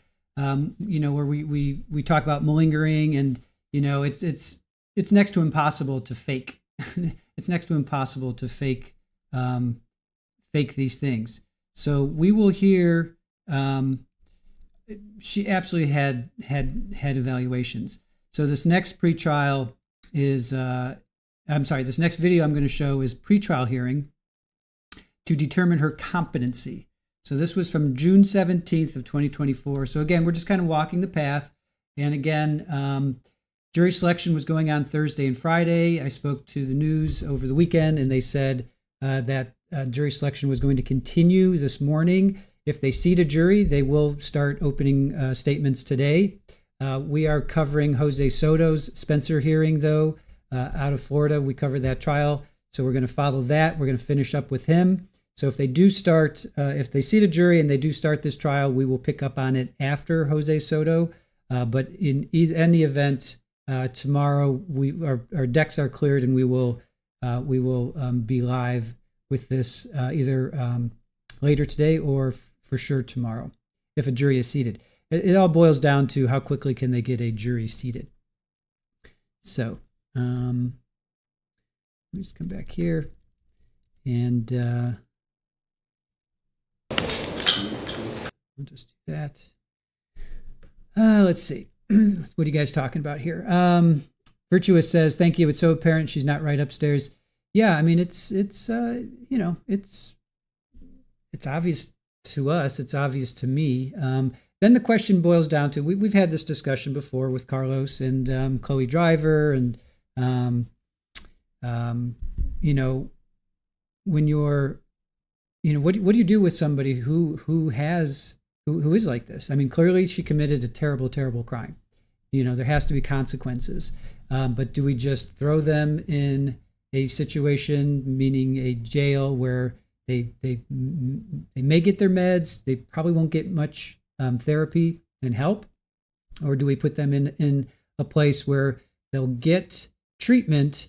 And again, that is not a cakewalk either. Psychosaurus Rex, we were talking over the weekend, it's when they do go into a facility or a treatment center, it's not Club Med. I mean, they are under constant surveillance. They are under watchful eyes. They are, they're not allowed to just wander around. I mean, it's not any better. It's a little bit better, I guess, than jail, because there is, at least people are trying to help them. But it's not a cakewalk by any stretch of the imagination. She definitely, I think, falls under that category of needing help. But let's wait and see. I'm not going to jump to conclusions either way. I mean, I have my eyes. I see obviously she's showing no remorse, and that hurts. Of course, that pains me. So that to me alone just means, wow, she's not comprehending the gravity of the situation. Something's going on with her. She seemed okay outside the week before. She seemed okay there. Now why is she acting this way? So something's going on. If somebody's that callous, I mean, that alone to me shows something's not right. Like, if you can do this to a 3-year-old and then walk into court and be smirking and slouching and being like, what's up? I mean, something's not right. That alone shows me something's not right. She doesn't understand the gravity of the situation. So anyway, all right, let's continue on here. And fascinating trial for sure. All right, so good morning. We're here on case number 692604, State of Ohio versus Bionca Ellis. She's present in the courtroom this morning with her counsel, Mr. Mack and Mr. Johnson. Good morning. Good morning, Your Honor. Our assistant county prosecutors, Ms. Faralia and Ms. Patel, are here on behalf of the State of Ohio. Good morning. Good morning, Your Honor. I think all of you know that any case that gets assigned to this courtroom, we set the case for trial as well as some future dates. So I'm going to do that today. Obviously, I'd like to involve all of you so that we have a trial date certain that meets with all of your calendars. Whether that date moves or remains a date on the record or on the books will be determined on how we proceed with the case. It's a 10-count indictment. Aggravated murder is count 1. Counts 2 and 3 are charged in the alternative on the murder counts. Counts 4, felonious assault. Count 5, endangering children. And then count 6 and 7 in the alternative, the attempted murder charge. And then count 8, a felonious assault. I know the parties wanted to have some discussion with the court on the record. What I'd like to do is, for Ms. Ellis, Ms. Ellis, just for you to understand, I will have you in the courtroom when we are on the record. If the lawyers are just meeting independently, I will not bring you up. Your lawyers have the opportunity to meet with you in the county jail. In addition to that, the lawyers, I believe you know that occasionally the deputies with notice will allow us an opportunity to meet here, you to meet your client here on the floor, meaning you need to review evidence of sorts, and it might be easier here. So those are something that can be worked out through my bailiff and the sheriff's department if it actually works with your calendars, and I think you both know that as well. Yeah, sure. In setting this, I'll ask the state of Ohio first about discovery. What discovery is outstanding? If you can give me at least information of when you expect certain discovery, just so that I'm aware of what might be out there. I would say this, that blower above you is running continuously. It has not turned off since it paused for a minute during trial last week. So those microphones in front of you, if you could hit the green button or the button in front, that will turn the green on, and then maybe pull the microphone close to you. Even if you stand, you can put it up. But the button in front, if you can just hit, it'll carry your voice. So let me hear from the state of Ohio, Ms. Brown. I believe it's on, Your Honor. Yes, if your green light's on, you're Yeah. on. Thank you. Yes. Good morning, Your Honor. Good morning. On behalf of the state of Ohio, Anna Frelia, and this morning, Your Honor, with regards to discovery, some discovery has been transferred over to the defense via the portal. We also have a bunch of surveillance cameras and other miscellaneous information that is in need of a terabyte. So I indicated to the defense attorneys that they're going to need to provide to me an external hard drive. I also have been in contact with the medical examiner's office, and they indicated that I should probably have an autopsy report within the next 3 to 4 weeks with regards to the autopsy report of Julian. So other than that, Your Honor, the state of Ohio is progressing with discovery and turning things over. So we'll continue to do that as they become available to me. Okay, thank you. Counsel, have you been able to receive the discovery that's been sent? And I'm assuming we'll provide a terabyte for that external hard drive information. Judge Fernando Mack, on behalf of Mr. Ellis, we have received limited discovery, and it's correct with Ms. Fry has indicated that we're still waiting for those other important items. Very good. So I'm looking at the calendar, and at least initially, I'd like to set it for a trial. I think we said December 9th is a Monday. And 6 months out approximately, which is within the guidelines for the Supreme Court. Of course, those guidelines can be moved. But I think now, at least setting the date, everybody has a date on their calendar. Is that a date, at least looking on your calendars, is available to all the parties? Is that a Monday, Kathleen? Yes, it is.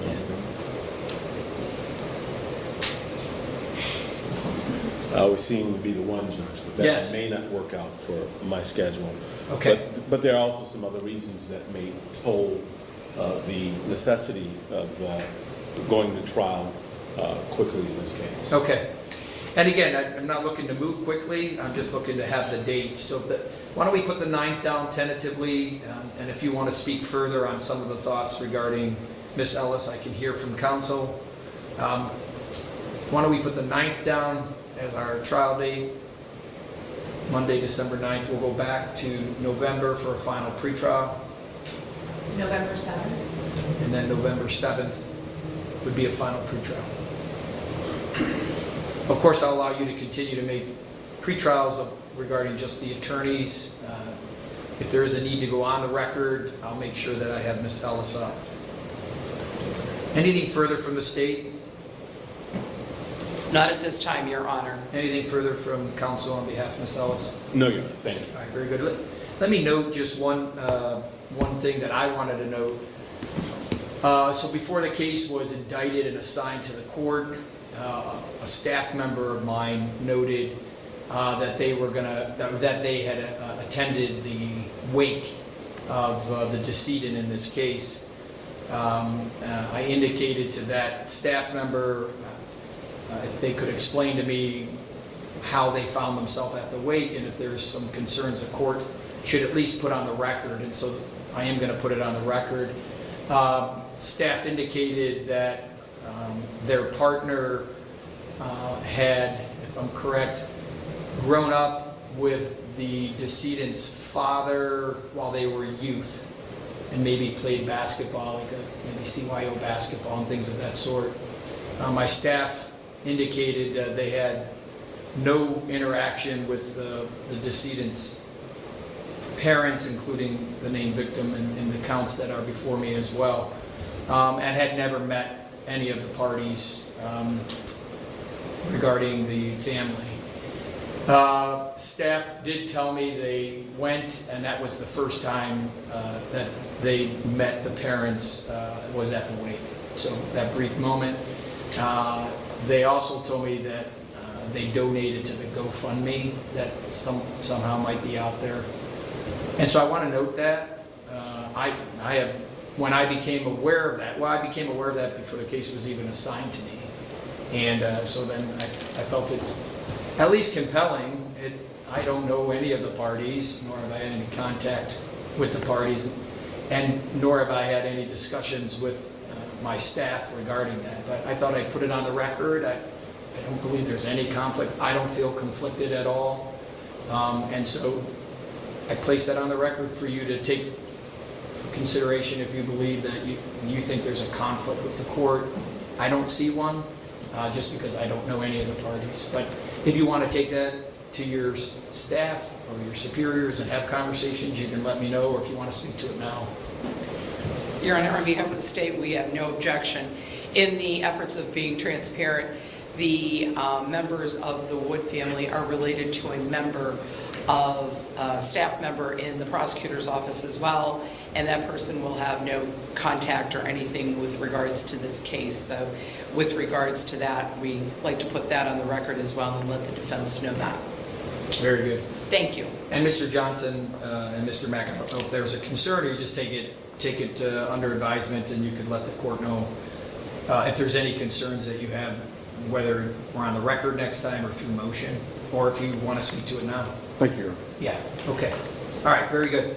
All right, I'll allow you to pick a future date with my bailiff, and I'll have that date just between the parties. I'll continue to ask that you update the court on when the autopsy report is provided to the state, just to make sure the external hard drive has been submitted as well. Okay? Thank you, Judge. Very good. Thank you, All right, we'll adjourn. Thanks.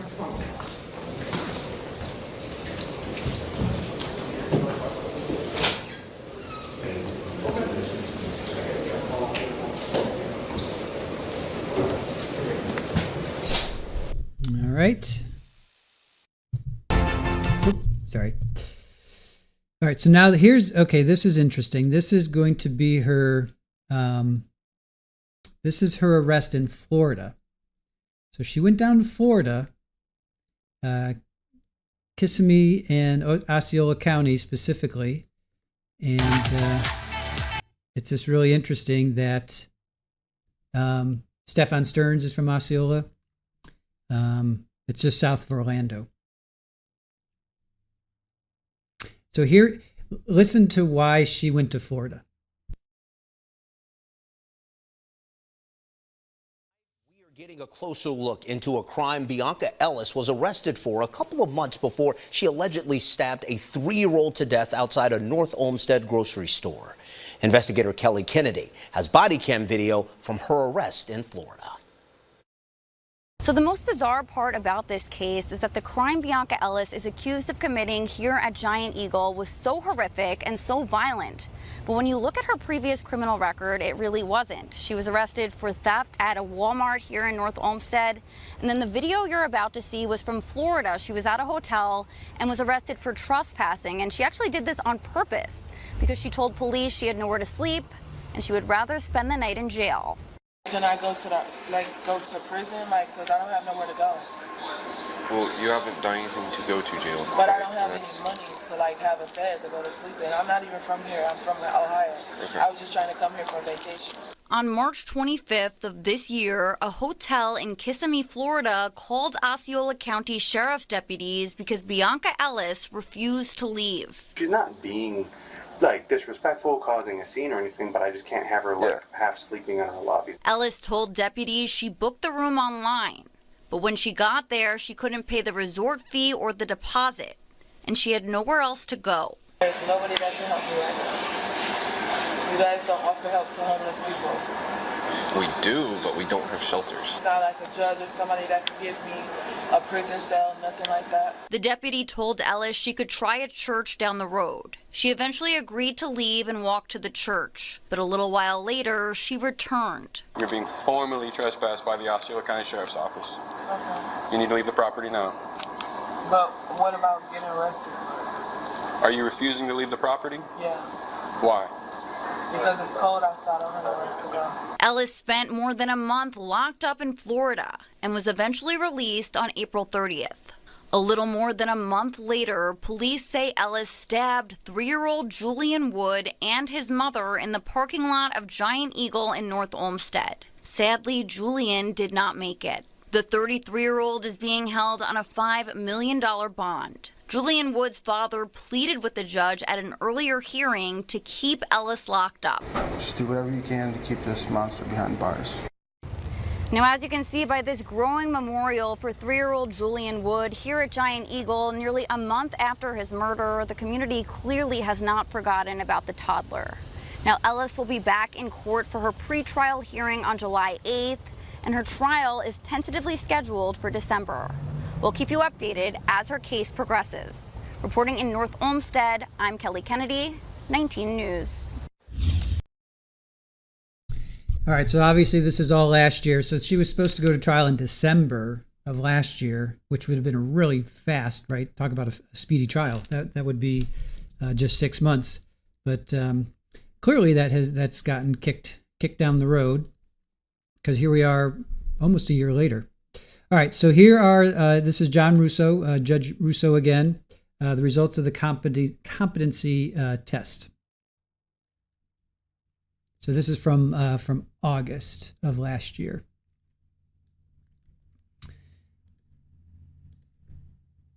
All right. And yeah, I really don't know. I'm going to hold judgment until I hear from the psych evaluations. And yeah, I think, Woke, you were saying, for everyone that says this, we'll hear from one that says no. It's entirely possible. With Carlos, we had, I think, 2 psychologists and 1 psychiatrist, and then 2 therapists that all said, yeah, that kid was in the the moment of a schizophrenic episode. So I don't know. I mean, to me, something's going on with her. Is she, does she have that callousness where she just doesn't care because she just doesn't care? Does she have that callousness because she's, something's told her to do that? I don't know. And yes, there are a lot of people out there that are callous that, to me, don't exhibit what she's exhibiting. Like Lori Daybell didn't exhibit what she's exhibiting. Even Sarah Boone was like, Ali Abulaban, he firmly believed what he did was right. Like all the ego takes the stand. Scott Nelson, remember he killed the nanny? I mean, he was a real jerk on the stand. Charlie Adelson, Anthony Tote, Nancy Brophy. It just goes on and on and on, right? So Robert Tellis, right? He felt what he did was right. Was he not guilty? Was he was he insane, or did he have a mental illness? No.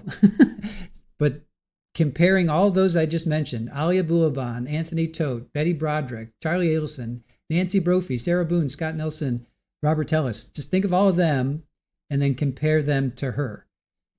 And that's why I'm like saying those, and throw in Lori Daybell, I mean, something's not right with her. And with those others I just mentioned, I always think something's not right with you to take that step. That's just my personal opinion. For you to take a life, I just think, just something's not right just on that level alone.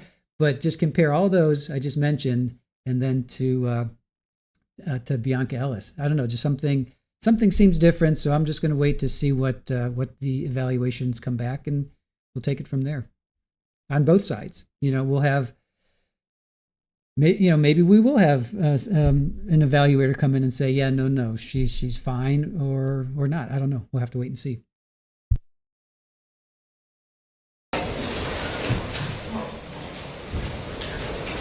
All right, thank you. You could all be seated. If you have a cell phone, you make sure it's on silent for me, please.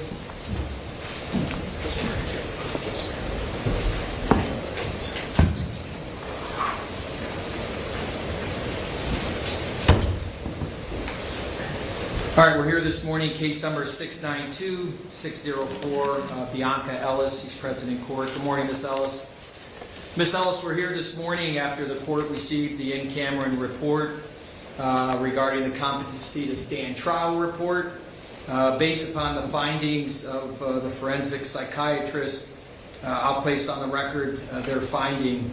Their finding is a recommendation that you be referred, ma'am, for an up to 20-day inpatient competency assessment at North Coast Behavioral Health Care, and that's pursuant to the Ohio Revised Code section 2945.371A. Specifically, a fuller determination about her competency to stand trial may be made in a more lengthy evaluation with 24-hour observation. In following the recommendation of the psychiatrist, forensic psychiatrist, the court is going to first ask of the parties. I've provided through my staff a copy of the report to each of you under seal as well. So Ms. Veralia and Ms. Mateo, who are here on behalf of the state of Ohio, have you reviewed that report, and do you stipulate to the findings? We have reviewed the report, Your Honor, and we stipulate to the recommendation of the doctor. All right, thank you. And then Mr. Mack and Mr. Johnson here on behalf of Ms. Ellis, I know I've provided you that report, and I'll ask if you stipulate to the recommendations of the forensic psychiatrist. Judge, we have reviewed the report. We are stipulating that Ms. Ellis be referred to North Coast Behavioral for restoration rather than further determination about her competency to stand trial. We ultimately achieve the same purpose, but we already believe Ms. Ellis to be competent. Yes, understanding that your report that you've discussed on the record briefly last time we were here is the position that you take with respect to your client. I think the additional report that the state of Ohio has asked and that I ordered are not able to make that finding as of now, and is asking for the additional time. Assuming the additional time would be such that the next step would be restoration to competency, we'll wait to see what North Coast provides to this court regarding that. And understanding that's the position of both you and Mr. Johnson regarding Ms. Ellis, your client here today. I'll note this. I know there's a 3 to 4 week backlog as far as taking new patients at North Coast and then allowing for the 20-day rehab or the 20-day observation of Ms. Ellis. I'm going to set this, I think I'd like to set it 60 days out. I think that would give us an opportunity to get a report back from North Coast. If it's something that we receive earlier, I'll speak through my journal entry about setting it on the record. But what I'd like to do is set 60 days out. I'll ask my bailiff to give us a date, and I'll make that just an attorney conference. Ms. Ellis will not be brought up for that hearing. And that'll be just an opportunity for us to convene and know possibly where we're at as far as that evaluation. Assuming we do get the evaluation before then, my bailiff will contact you and we'll make sure that we come here to the record to have that opportunity to discuss the findings at that time. And then additionally, in speaking with, or at least knowing what North Coast is probably going to want, I'm going to allow North Coast to have a copy of this report under seal. And then Mr. Mack and Mr. Johnson, I'm going to ask if you would consider, based upon your representation of Ms. Ellis, whether you would also allow it. I'm going to assume that they're going to want a copy of your report so that they have a full understanding of both psychiatrists' evaluations, as well as all the information provided to each of them. And if that's something that you're willing to do, I'll ask that you at least let my bailiff know that, so then I could ask that you file it under seal, and then I would respond by providing it to North Coast under seal, and allow them to have that for their own input. So I'll ask that you consider that as well. Yes, sir. Very good. A date? October 15th. October 15th. We'll set that for an attorney conference only, unless I have a report sooner than that, in which I'll ask the lawyers then to appear with client present as well. Does that work with the state for that date? I'm checking right Sure. now, Your Honor. We'll do that at 9 o'clock, unless your trial is That's a scheduled. Thursday, that's fine. Why don't we just set it at 8? It's a Tuesday, the 15th. Oh, I'm sorry. You're already in 2025. Why don't we set it at 8:30? I know your trial calendars. Yeah, that's fine. Knowing what may happen on your calendars, maybe an 8:30 before you get up to another courtroom might be easier. And then anything further from the state?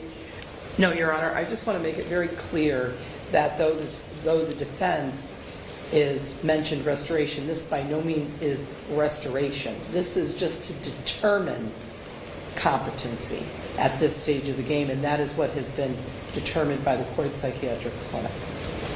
Judge, I think what I've said is that our expert has determined her to be incompetent already, but the state needs more time with the court psychiatric clinic to make further determination. No, your expert has made a determination that has not been shared with the state. So the state cannot agree to anything other than what has been made in court by this judge, ordering that this defendant go to North Coast to be determined whether or not she is competent. We agree that she should go to North Coast. Very good. All right, both parties accepting the recommendation. I'm going to order her to North Coast to be transported. Again, knowing that there's a wait time, we'll notify the internal liaison here so that we can get some update. Once my bailiff is able to have that update, I'll make sure she provides that to all the parties. Anything further from defense? Yeah, thanks for everyone for being timely. I apologize for the delay that it took for Miss Ellis to appear. So, all right, we'll adjourn. Thank you. Thank you.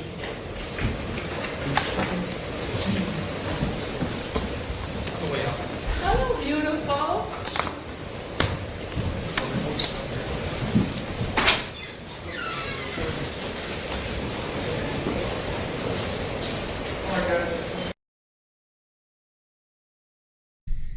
I guess that must have been her family then, right? She just said, "Hello, beautiful." I guess that was her family. We were wondering if she had family. I guess that may be her family. Maybe sisters, cousins, something. Right?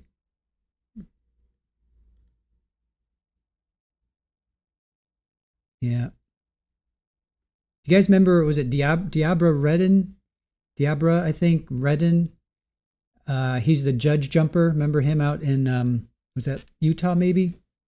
Remember he would walk into the court and he'd smile at everybody and, you know, he jumped on the judge and, you know, right? You guys remember him? He kind of, these two kind of remind me of each other, you know? So, yeah. So that's maybe her mom, maybe a sister, cousin. I don't know, but she said, "Hello, beautiful." Well, Lily, I'm kind of guessing that's her family, I think. I mean, why else would she say, "Hello, beautiful" to them, and why else would they be there? So to me, that's I'm thinking. Meadow, yeah, oh dear, victims everywhere. Yep. Deb H, yeah. Well, we try to find one, and again, being from Cleveland, I thought this one really, you know, took me to heart, if you will. I was like, ooh, let me check this one out. So yeah, Diabra, remember him? Diabra Redden, I think was his name, the judge jumper. You remember that? He walked into court and he was smiling at everybody. You know, again, just not understanding the seriousness of the the situation. Jenny Lennon completely different when he was on his proper meds, right? Right? Michelle, how are you? I think it was her family. That's what I'm guessing. I mean, again, why else would you be there? And then why else would she say, hello, beautiful? I mean, she clearly recognizes them or whatever. Michelle, you're just outside of Cleveland? Let's see. All right. All right, let's get to, let's see, the next thing. Okay, so that was, so he's ordering her to North Coast. From what I found, it's Department of Behavioral Health. So North Coast Behavioral Health Care provides inpatient care for acutely mentally ill adults from Northeast Ohio. So it's accredited by the Joint Commission. Let's see. Local mental health centers refer patients to North Coast Behavioral Health Care by determining whether someone meets the criteria for admission. Services include evaluations, intensive psychiatric care, recovery. Hold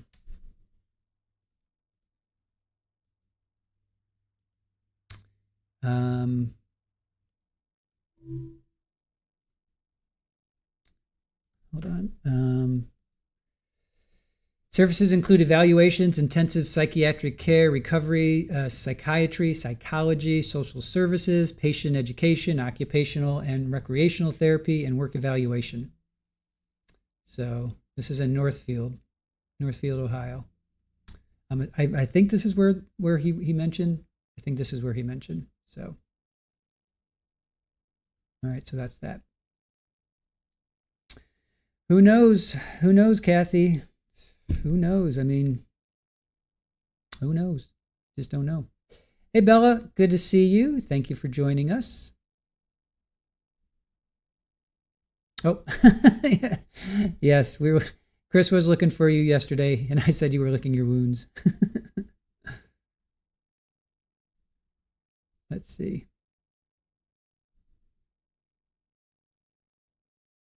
Michelle, they're in jury selection right now, Thursday and Friday. I spoke to the news over the weekend, and they said that they were going to still be in jury selection this morning, but if they seat a jury, they're going to start opening arguments. So we're keeping our eyes out for now. We still have our deep dive background.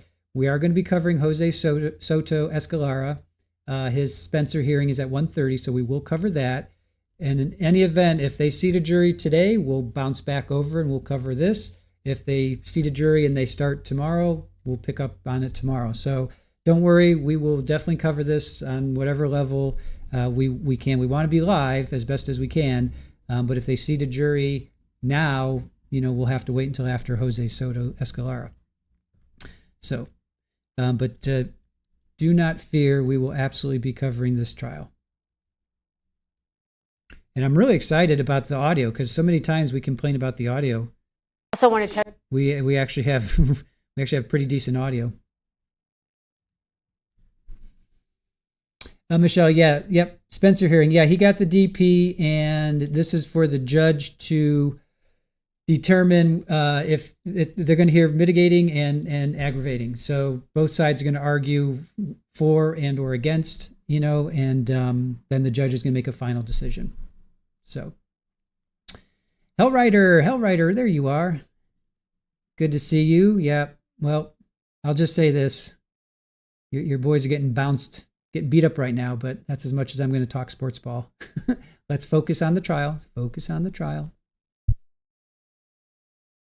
You today, the woman accused of stabbing a 3-year-old boy to death at a Giant Eagle store was back in court. That's Bionca Ellis there. She was ordered for now a second, more lengthy competency evaluation after an initial order back in July. She's being held on a $5 million bond now, charged with murder and attempted murder, along with other charges. Her trial is set to begin in December.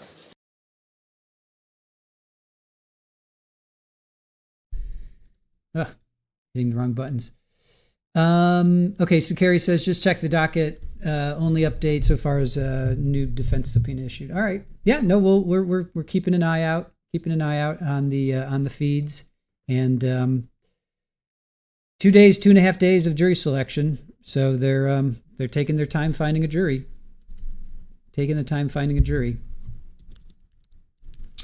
All right, let's see. Next up is, okay, so here's from, let's see, where is this from? Let me see when this is from.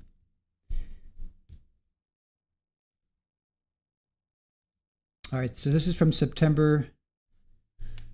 Okay, so this is from September 24th. Okay, so here, this is back in court. So court records revealed Ellis was ruled incompetent to stand trial following a 20-day evaluation at North Coast Behavioral Health Care. The court also noted, however, that there is substantial probability of restoration to competency within the statutory time frame if provided with a course of treatment. Ellis was ordered to remain at North Coast Behavioral to undergo inpatient treatment in an attempt to restore her competency. All right, so she went to the healthcare, North Coast Behavioral. She did a 20-day evaluation. She was ruled incompetent. However, the court ruled there's substantial probability of restoration. All right. So 3 days later, the court filed an update alleging that Ellis has refused to take medication prescribed by medical professionals.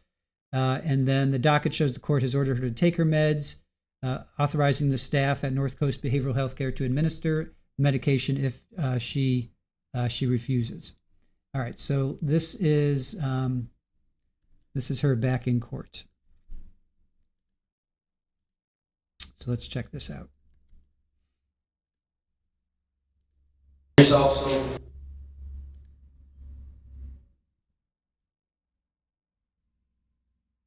Okay, hold on. Okay.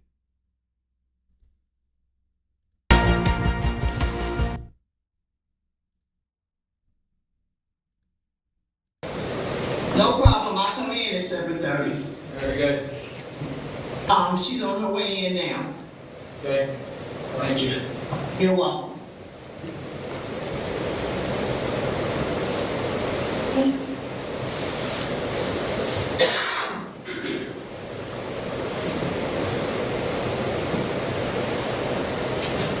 Lay down by your room.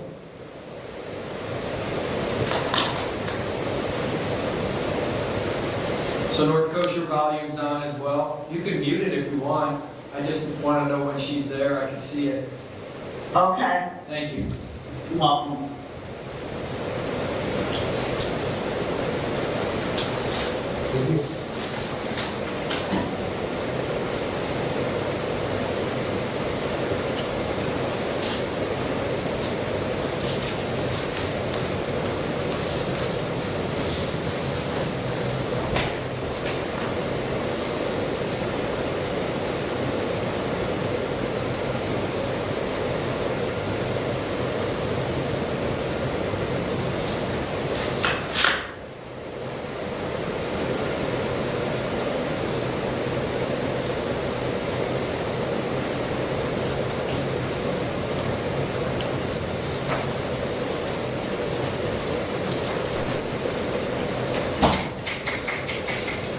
All right, thank you. All right, I'm going to go on the record this morning. This is case 692604, State of Ohio versus Bionca Ellis. Miss Ellis is present this morning by video. She's currently at North Coast Behavioral Health Care. Miss Ellis, there are just a few things that I needed to address on the record this morning with counsel and yourself present. So let me first thank North Coast for working with the court to have an early hearing this morning. So thank you for making this Miss Ellis available for me this morning. I'll note in the courtroom this morning is Fernando Mack and Carlos Johnson representing Miss Ellis. Assistant County Prosecutor Ms. Veralia is present as well on behalf of the state of Ohio. A couple things that I wanted to note and also to say thank you. So, last week I was engaged in a conference and there was some discussions had by the parties regarding reports that were provided to the court. So I wanted to thank the state of Ohio and counsel for Ms. Ellis for stipulating to those so that I can move forward with some journal entries before actually being on the record. So here today on the record, there's a few things that I want to place with respect to this case. I may have said it before, but the parties did stipulate back on August 13th to the Cuyahoga County Court Psychiatric Clinic report asking that there be a 20-day evaluation. That evaluation was then performed at North Coast, and at that time I received a report, and again, I thank the parties for stipulating to that report. That report opined a number of things that I'm just going to place on the record. Based on the stipulation, I did sign a journal entry on September 13th, again noting your stipulation and then noting a little bit of what the doctors had provided to the court. And so I'll note for the record that stipulation, just a couple things to be clear for the record.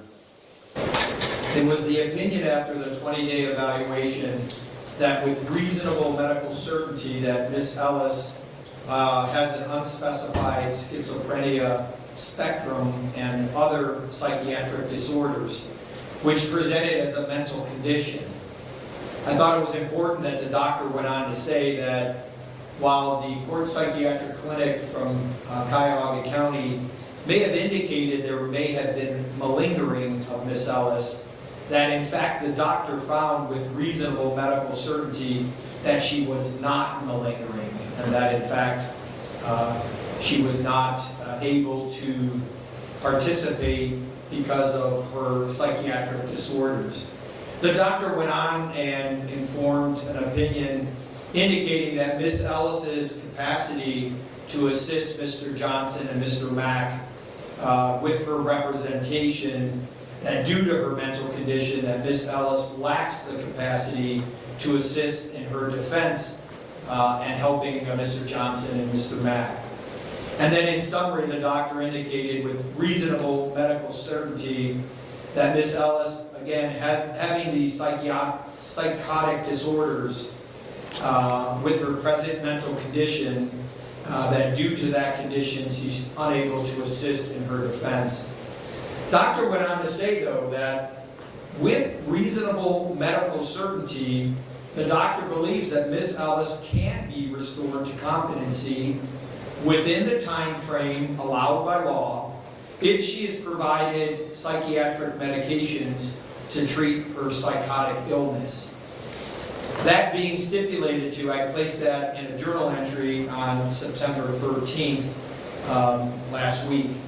And then on Monday of last week, the 16th, excuse me, the 13th was a Friday. On the 16th, I placed an order based on what the doctor provided us from North Coast.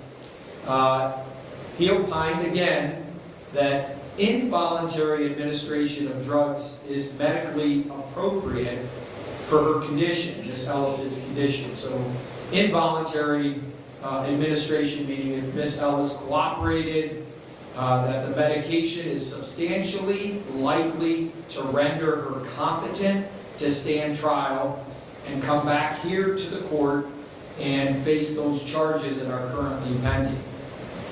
Ms. Ellis is at North Coast, which is a lockdown facility.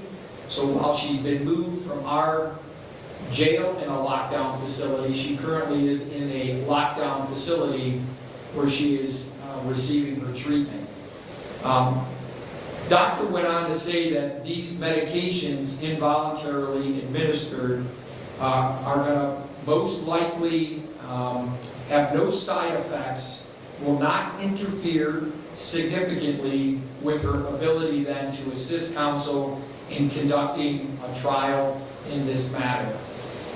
The doctor went on to say that if Ms. Ellis is not voluntarily taking her medications, that the doctor would ask that I allow North Coast Behavioral Health Care to administer those medications by forced meds.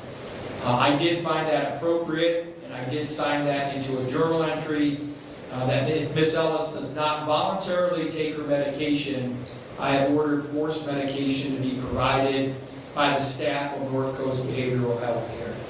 And those are the entries that are pending now before this court as Ms. Ellis will continue with her treatment at North Coast. Again, Ms. Ferrali, I believe, having reviewed those, I know that you had an opportunity to review those. Is there anything regarding the stipulation or what I've noted here on the record that I have not completely outlined or that you would want to add to here this morning? Not at this time, Your Honor. All right, thank you. And Mr. Mack and Mr. Johnson, do you believe I've indicated correctly those findings in the report, the stipulations that you have, and the entries that I placed with respect to Ms. Ellis? Yes, Your Honor. All right, thank you.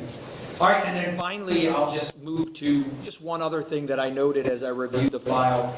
I think back on August 26th, there was a request for CCDFS records, the Children and Family Service records.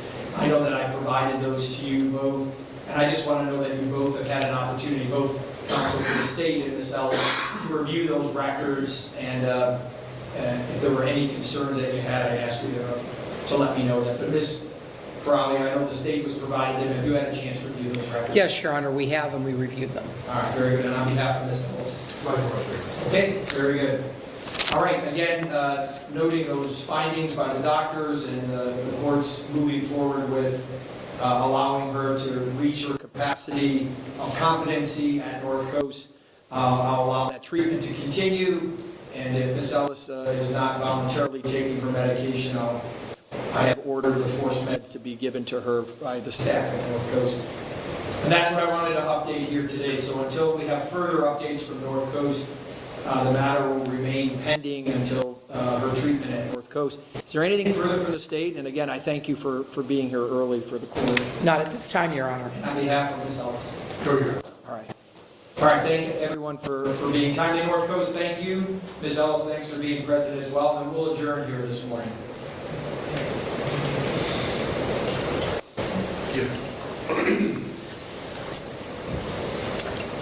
Okay. All right, thanks everybody. Yeah.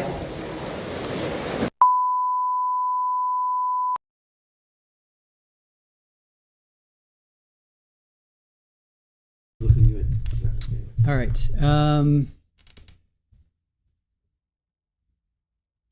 Okay, so she's ordered to take her meds here. Yes, she's ordered to. And Joe, it's Cuyahoga. That's the way I grew up saying it, Cuyahoga, not Cuyahoga. Cuyahoga. Although I think Chrissy Hines says Cuyahoga. But it's Cuyahoga. At least that's the way I grew up. Cindy Warren, the mother speaks out. So the mother of Bionca Ellis spoke out. So I'll play this. Let me play this news clip first, and then we'll play that. Actually, let me get through 2024. I got one more clip to play after this. And it's only 3 minutes, so these news clips are pretty short. All right, hold on.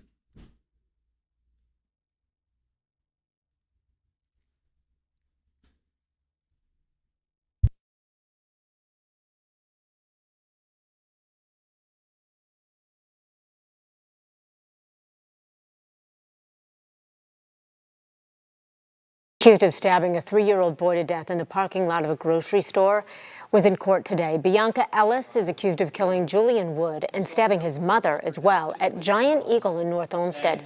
Now, earlier this month, Ellis was ruled incompetent to stand trial, so she's currently being treated at North Coast Behavioral Health Care.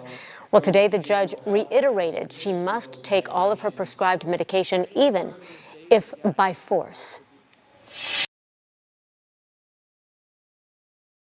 So, so she has to take her her meds even if by force. All right, what is this? Let me see what this one is about. What is this one? Okay, so this is just another clip that she is of what another clip of the hearing saying she has to take her meds. Well, it has been Sorry.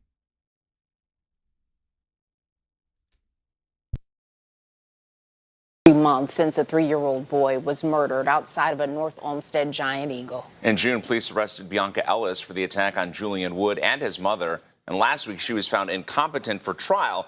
But after further medical evaluation and treatment, Ellis's status could change as soon as this morning. News 5's Britton Caswell joins us live now from outside the Justice Center in downtown Cleveland. with the latest. Good morning, Bryn. Good morning. So you guys, we have all seen the videos of Ellis in the courtroom. At times she has laughed, she has looked into the camera smiling, and she has refused to answer questions. And while she was previously deemed incompetent to stand trial, this hearing happening later this morning is an opportunity for the judge to gather further evidence to see if Ellis has made any progress. Because under the Ohio Revised Code, her competency can be reinstated, which means she will then be fit to stand trial. Now take a look at this video that we've gathered over the past couple months of her inside of the courtroom displaying that behavior I just outlined for you.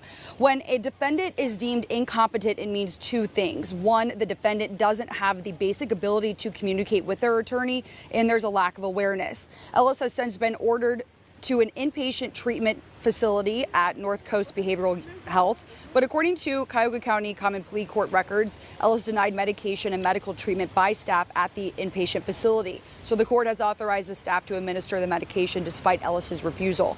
Cleveland State law professor Jonathan Whitmer-Rich says this is a public safety matter and there will more than likely be multiple hearings.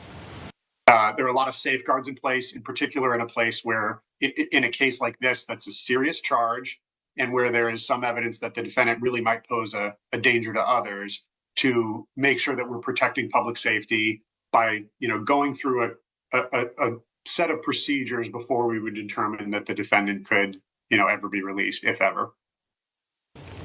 There is a possibility that Ellis doesn't reach the competence level needed to go to trial within the needed period. In that situation, Ellis would remain at a psychiatric facility for safety measures. Under the Ohio Revised Code, the statutory time frame if Ellis could be competent for a future trial is 1 year. So Tiffany and Mike will be inside the courtroom this morning. We are told that all parties have been requested to be present at this hearing. We'll keep you updated as we have the latest details. Reporting live in Cleveland, Bryn Caswell, News 5. Of course, we'll do that on the News 5 app and news5cleveland.com. Bryn, thank you. A Canton police officer is off the job this morning after he was seen. All right, so that shows us that she's ordered to take her meds. So she is ordered to take her meds. And by force, if necessary, if need be. All right, here, let me see if I can get this to play. This is her mom talking to I-Team reporter. So let me see if I can get this to play for us.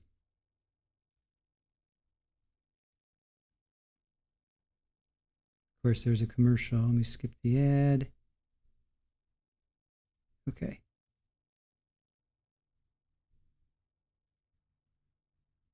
So this might give us some insight into, let's check this out.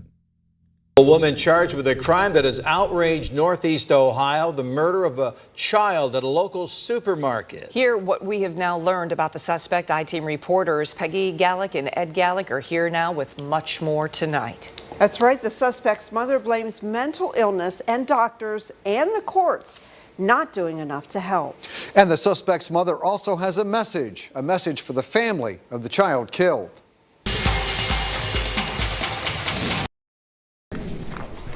Everyone asking, how could she do it? Bionca Ellis charged with attacking a toddler and his mother with a knife outside the Giant Eagle in North Olmsted, killing little Julian Wood. So we spoke to the mother of Bionca Ellis. What do you think actually happened at that moment last week in this case? I think she was hallucinating. Bionca has been on several medications that did not work out for her. The hallucinations and the voices just got the best of her. Just do whatever you can to keep this monster behind bars. This week, little Julian's father called Bionca Ellis a monster. Her mother understands the outrage. In fact, she told us she is getting death threats. My condolences to this family. When I found this out, I was so devastated because no child should lose their life. She was around my grandchildren. It could have been one of my grandkids. New video released to the I-Team shows Bionca Ellis just before the murder. Police say she stole a knife from a store. You can see her do it, even with other people around. This week, the I-Team revealed Bionca Ellis kept getting back on the streets, even though she had been picked up for violating probation. She had told Cleveland police that she wanted to kill someone, and she had more trouble far away. We have revealed that in recent months, Ellis has been charged with 3 counts of assault in California and a count of trespassing in Florida.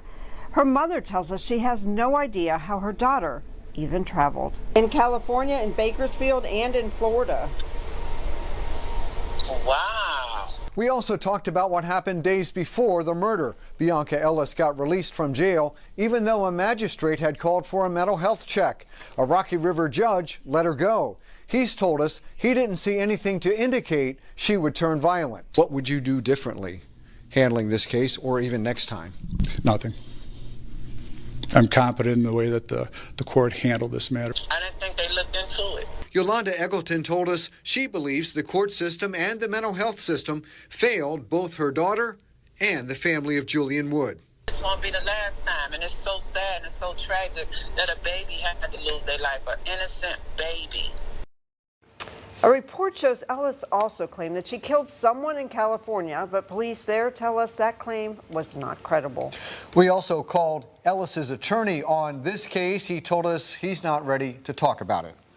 You know, what's interesting is hearing from the mother, of course, and I mean, she even questions the judge that you had contacted. Right, and we've tried to ask new questions of that judge as we've learned more about this case. We've sent emails and left messages over the last couple of days. He has not responded. Another chapter today in a very sad and tragic story. Thank you both very much for that. Welcome to Yahoo Finance's. Wow, so there you go. So we were wondering where's her family? What's up with her family, her mother? So she was 3 times in California, was arrested, once, of course, down in Florida, which we saw.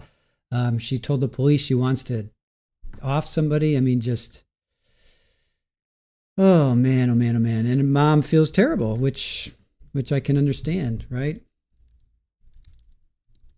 Sorry, let me just write this down.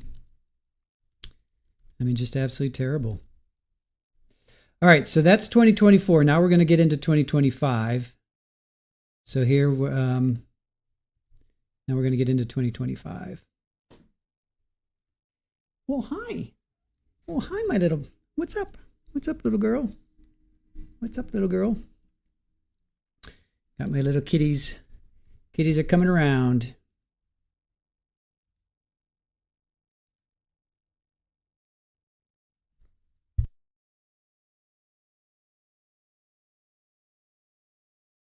Well, today jury selection is set to begin in the trial of Bionca Ellis, the woman accused of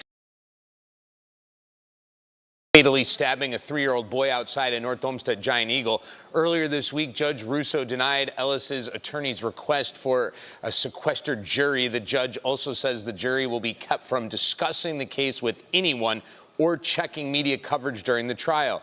Ellis faces many charges, including murder, aggravated murder, and endangering children.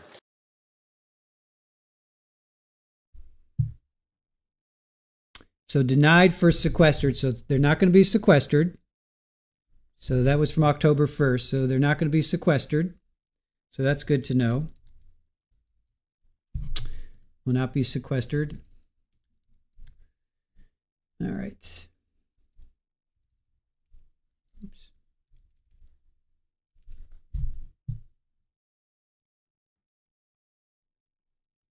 All right. This is a news report on her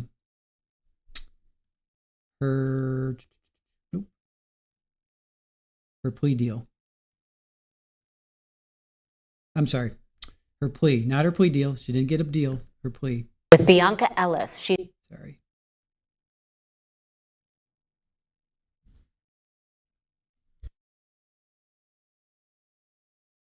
With Bionca Ellis, she's the woman accused of killing an innocent child in a Giant Eagle parking lot. She was back before a judge today. She allegedly stabbed 3-year-old Julian Wood to death last June. Well, today's hearing comes a week after the defense filed a motion to change her plea. Natalie Clydesdale was in the courtroom. She has the very latest this afternoon. Bionca Ellis appearing in a Cuyahoga County courtroom one last time before her case heads to trial. So we're set for trial on October 1st. Last June, Ellis was caught on surveillance camera walking through a North Olmsted Giant Eagle with a knife in hand. She's accused of then following Margot and Julian Wood out of the store and stabbing them in the parking lot. 3-year-old Julian died from his injuries. Authorities described this as a random act of violence.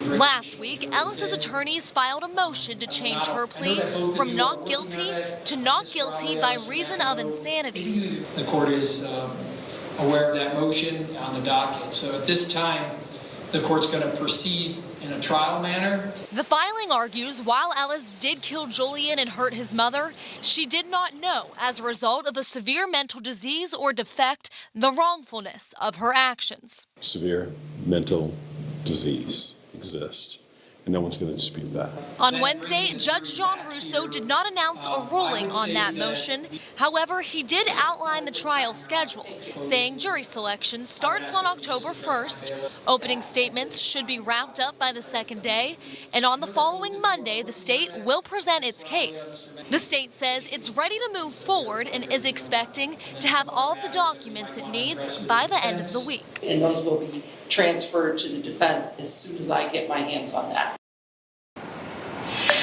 Well, the victim's family was inside the courtroom today as well, but they asked to not be on camera.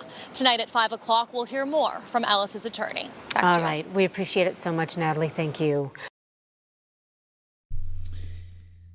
All right. Now, let's see. September 3rd. Here's another clip discussing the same issue or the same thing. Let's see what this is about. So we're set for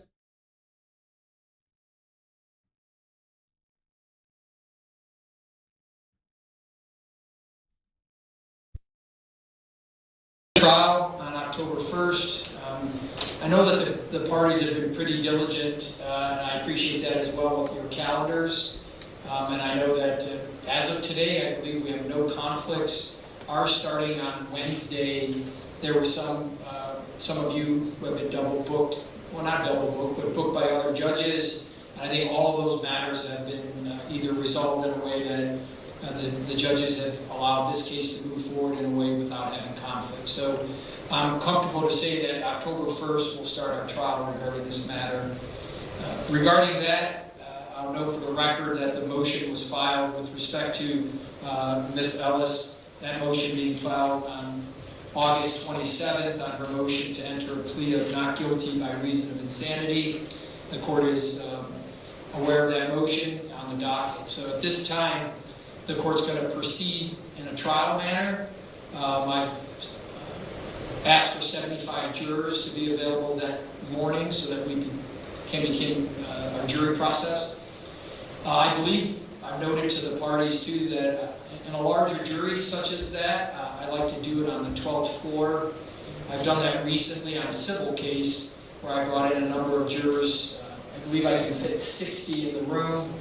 And so I'll accommodate 60 for that very first process. We'll have 15 available as we move forward if we need to bring additional jurors in. I will not allow the media for that portion of this case, as we'll have those jurors in a confined area. So we'll do that on the 12th floor on October 1st. I've also asked the parties to my bailiff if you wanted to provide me with a jury questionnaire.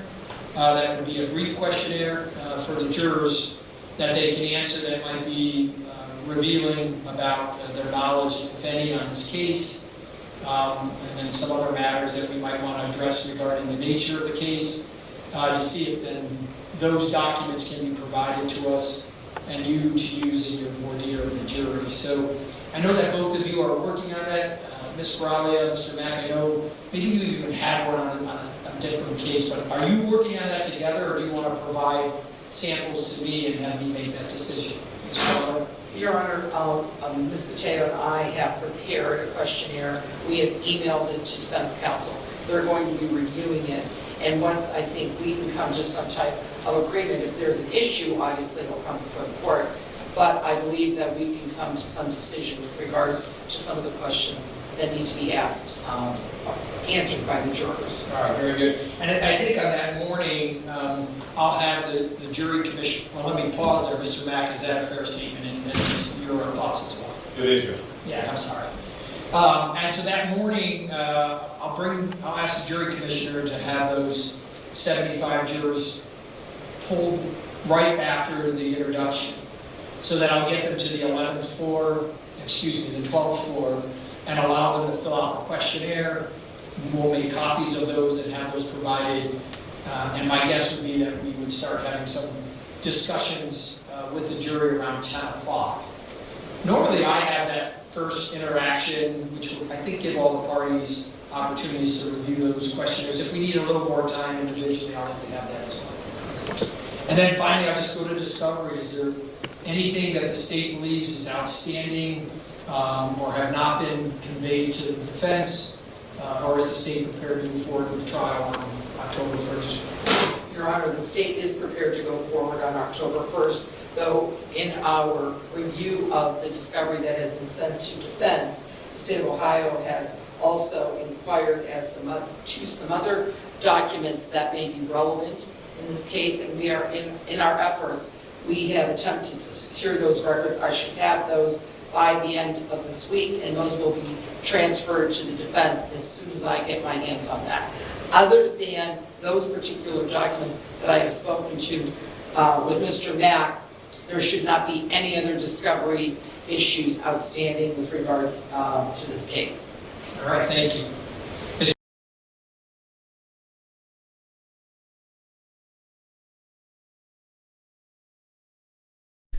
That was weird.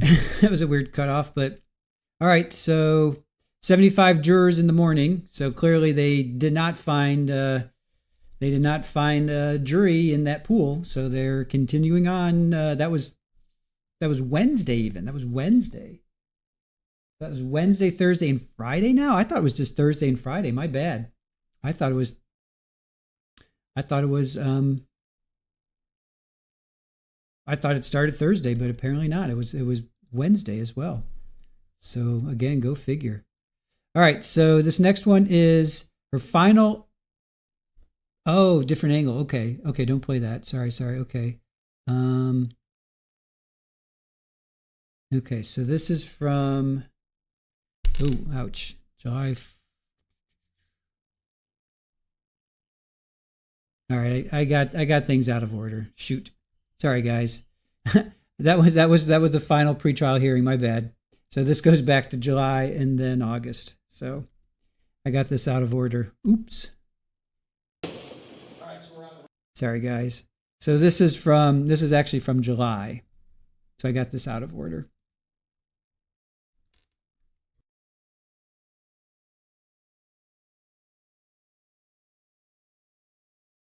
This morning, case 692604. Ms. Ellis is present in the courtroom with counsel, Mr. Johnson and Mr. Mack. We're here this morning for our final pretrial regarding the case. Ms. Feralia and Ms. Pateo are present on behalf of the state of Ohio. We have a trial date, so October 1st is our trial date, Ms. Ellis. The court is prepared to move forward with that trial on October 1st. It is our final pretrial date, and so if I could just ask the state of Ohio and on behalf of Ms. Ellis, are the parties prepared for trial? To try the case as indicted, and has all discovery been provided on behalf of the state? On behalf of the state, Your Honor, we have provided all discovery. The state of Ohio is prepared to go forward.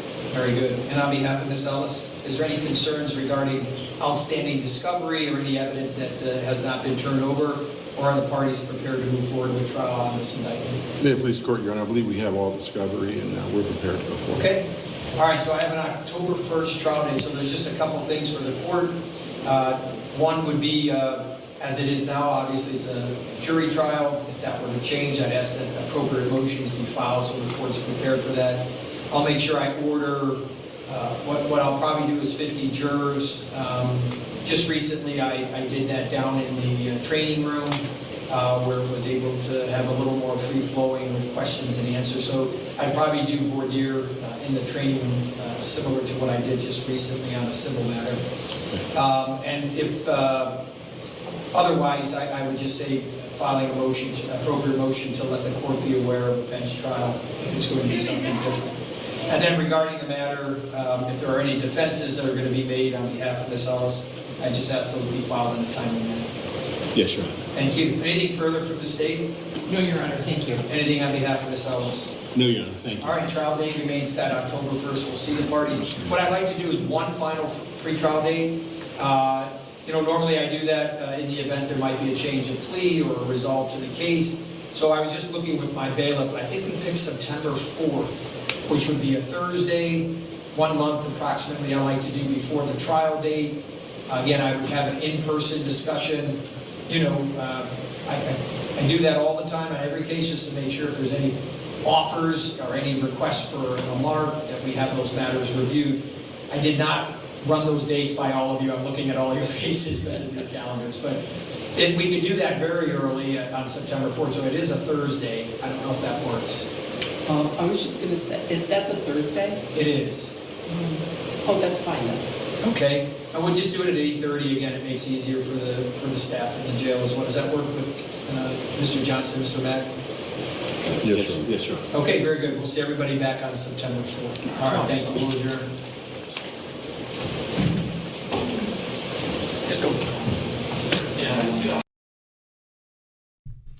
All right, so then this is from August, where they filed her plea of not guilty by reason of insanity. Also breaking tonight. And yes, Woke, this now basically is, where does she go? She's found guilty. Right.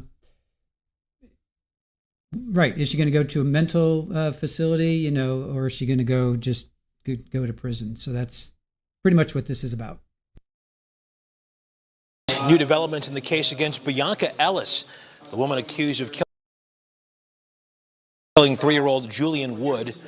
Court documents show her attorneys have filed a motion asking to change her plea to not guilty by reasons of insanity.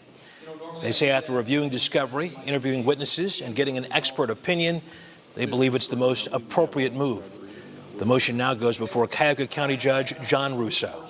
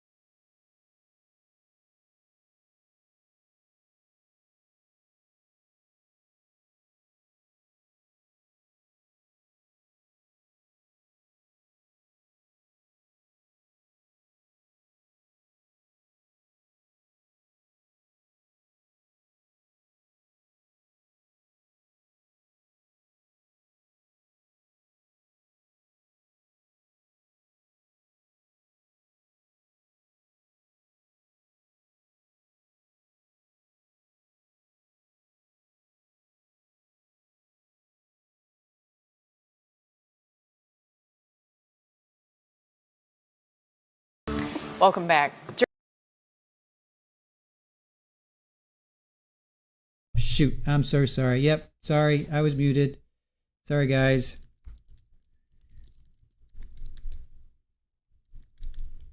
All right. Sorry. Yes. Sorry, guys. So you guys were saying, let me go back to that. So let's see. Let me go back to this. I think this is where I was. Okay, so she looks more aware of her surroundings in this video. So I was saying that's what the meds, that's she's on her meds now. So you see the difference between her not being on her meds and then being on her meds. So that's basically what I said. Oh, and then I said I've got one more thing to play, and then we have to get ready for Jose Soto Escalera, and then we'll keep our eyes out to see if a jury's been seated or not. Welcome back. Jury selection is officially underway now in the trial of Bionca Ellis, the woman accused of stabbing and killing a 3-year-old boy outside of North Olmsted, Giant Eagle. Yeah, earlier this week, Judge Russo denied Ellis's attorney's request for a sequestered jury. The judge also says the jury will be kept from discussing the case with anyone or checking media coverage during the trial. That is standard. Ellis faces many charges, including murder. Opening statements are not expected until Monday. So you heard him. He said opening statements aren't expected until Monday, which is today. So we will keep our eyes out. We are going to end this stream soon. Another few minutes. I'll answer some questions if you guys have any questions. But we're going to go over to, let me put myself over here.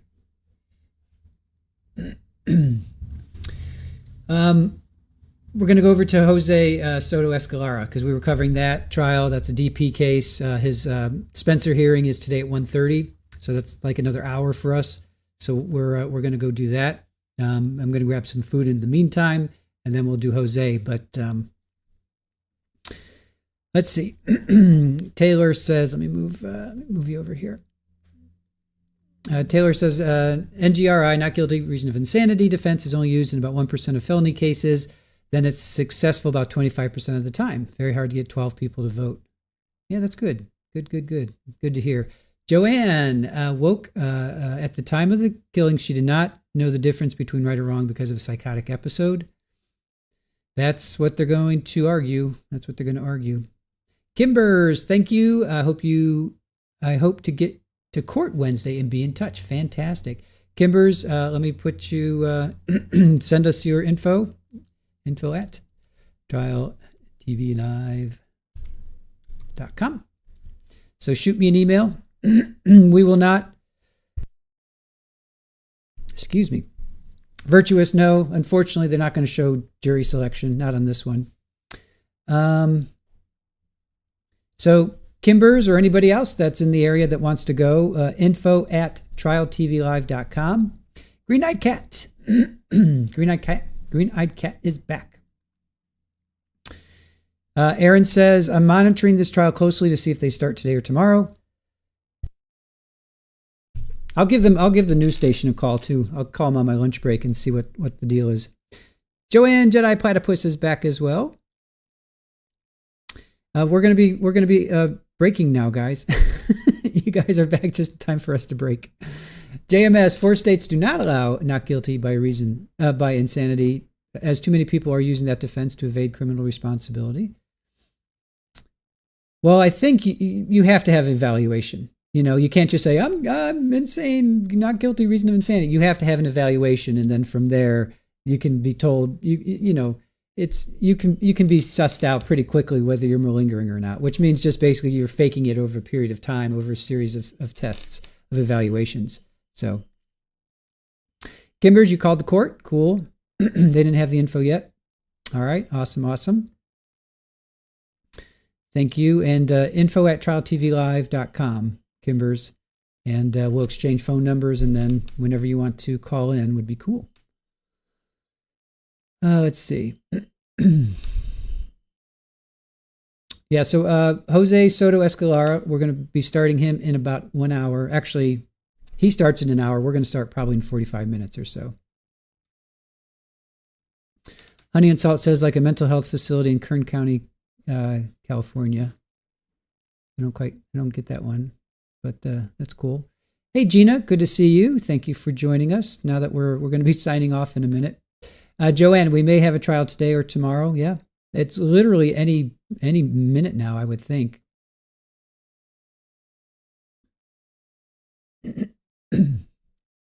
Aussie Gardner saying chat love. Yes, we love our chat here, and we love our mods.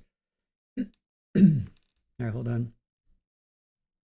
Aaron sent me follow this for an update. Let's see. Excuse me. All right.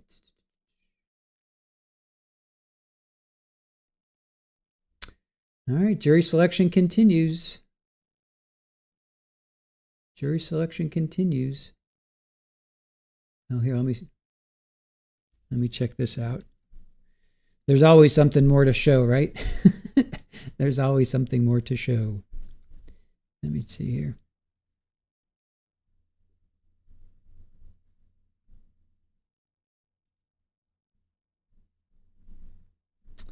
Hold on. This is a website, so websites are always a little bit more fiddly.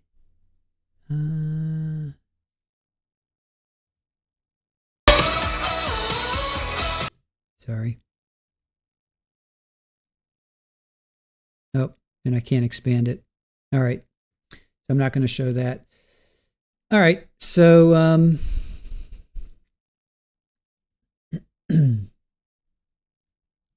that's that. Not going to be able to show that after all, because that's something else. All right.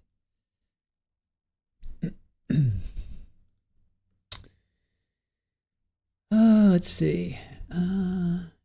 Taking off work. Kimber says, I'm taking off work to go, so I need to make sure it's out of jury selection. The bailiff would be a good contact. You think the PIO would know, but they're incorrect. Well, let me try again.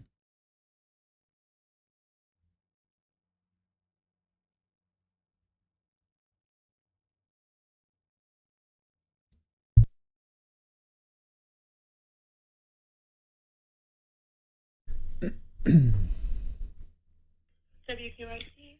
Hey there, do you know if the Bionca Ellis jury selection is still going on? Yeah, so our understanding right now is that jury selection is going on today. If the trial is expected to start either this afternoon or tomorrow morning. I believe it's tomorrow morning. We've not heard that it will start this afternoon. Okay. I will tell you, we are not allowed to stream it. No one is allowed to stream it. That's a rule coming down from the judge. So updates will be posted throughout the day, and there will be like a recap most likely every night as the trial continues. Oh, wow. So it's not going to be streamed. Wow, that's huge because we were planning on streaming it. Okay. All right. Yeah, I'm sorry. It's not like one of our rules. It came down from the judge. He said no streaming. Sure. No, yeah, totally understood. And we've run into that before. All right. Well, I'm glad I called because, we have a channel and we have people that are really interested in this trial, and that's kind of a bummer. All right. Thank you for your time. I appreciate it. Okay. Have a good one. You too. Bye. Well, that stinks. They're not going to stream it. They're not going to stream it after all.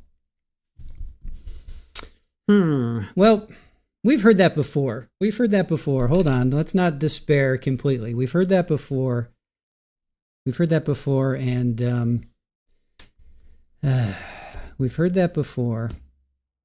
And they've streamed. I don't know when the judge announced it either, Laura.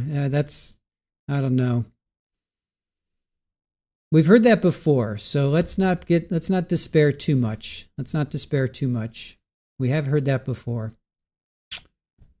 Yeah, I want to see that order. Again, we've heard this before. What were we covering the other day, Aaron? Remember it was a trial. Was it Spence? No, it was somebody. Oh, it was Sonny Bell. It was the Sonny Bell trial out of Tampa, and we talked to the news station. Or no, we talked to a couple news stations. We even talked to the court, and they said, yeah, it's not going to be streamed. And then all of a sudden it was streamed. So I don't know. Don't despair just yet. I'm gonna keep my eyes out. So don't despair until we know it's actually started and we don't see it streaming. I'm gonna still think that I'm gonna hold out hope that it'll be streamed. So yeah, they said they would give updates at the end of the day. So it's gonna be like a news thing, Streamed all the earlier stuff, but not the trial. And she may be wrong. Yep. Let's just hold. Don't despair. We still have Jose Soto, of course. We have Jose Soto. And yeah, the Google experience, I know that's kind of been all over. People have been posting that all over for us. It seems kind of cool, Ed. All right, I'm going to take a lunch break because Jose Soto is coming up in about 45 minutes for us. So I am going to break for lunch, and don't despair. I think we've run across this before, so let's just wait. Let's just wait to see what happens. So in 45 minutes, quarter after the top of the hour, which is noon for us, so 12:15 Eastern, we're going to cover Florida versus Jose Soto Escalera. That's his Spencer hearing. If you were with us for his trial, he stabbed and took out his mistress and her 8.5 month old. She was 8.5 months pregnant, so unborn child. So we're going to be covering that we're going to be wrapping that one up at 12:15. So with that being said, I will say thank you for joining us for Bionca Ellis. We'll see what happens. I'm still going to keep fingers crossed that they do stream it, and we'll just take it from there, you guys. So thank you, chat, for joining us. Really appreciate all the new members coming in, new people coming in. Thank you so much. Thank you to our mods for keeping the chat respectful and kind and courteous. That's all we ask, is that you guys respect each other. We've developed a really nice community here, and I like the fact that we do respect each other. We all have our difference of opinions, which is fine, and our differing opinions, however it is, whether you say Cuyahoga or say Cuyahoga, but we still can respect each other, and that's the way it goes here. So please continue that, and we'll continue to build a really nice community. So thank you to our mods for keeping it like that. Thank you to Erin for all the work that she does on the back end. And with that, you guys, I always leave you with a kitty. But let me see. Hold on a sec. I need to send. I have to show you guys this. This is just too cute. I took this picture this morning, and I did not send it to Erin. If you guys were with us on, oh no, wait, she's got the one of them twinning. All right, so they were twinning today, but I'll show you again. So that was the other day, but they were doing the same thing.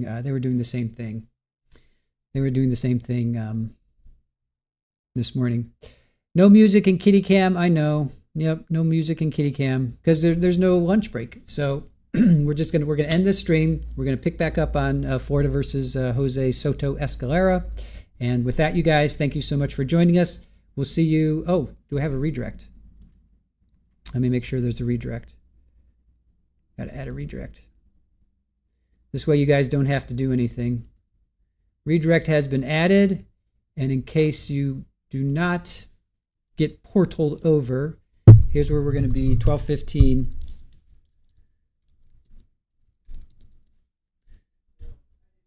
So I got it. So this is that's the Jose Soto Escalera trial, that Spencer hearing, which is going to determine whether he gets DP or not. So with that, guys, thank you so much for joining us. Redirect has been added, and we'll see you in 45 minutes. Have a good one. And thank you again for joining us, and we'll see you.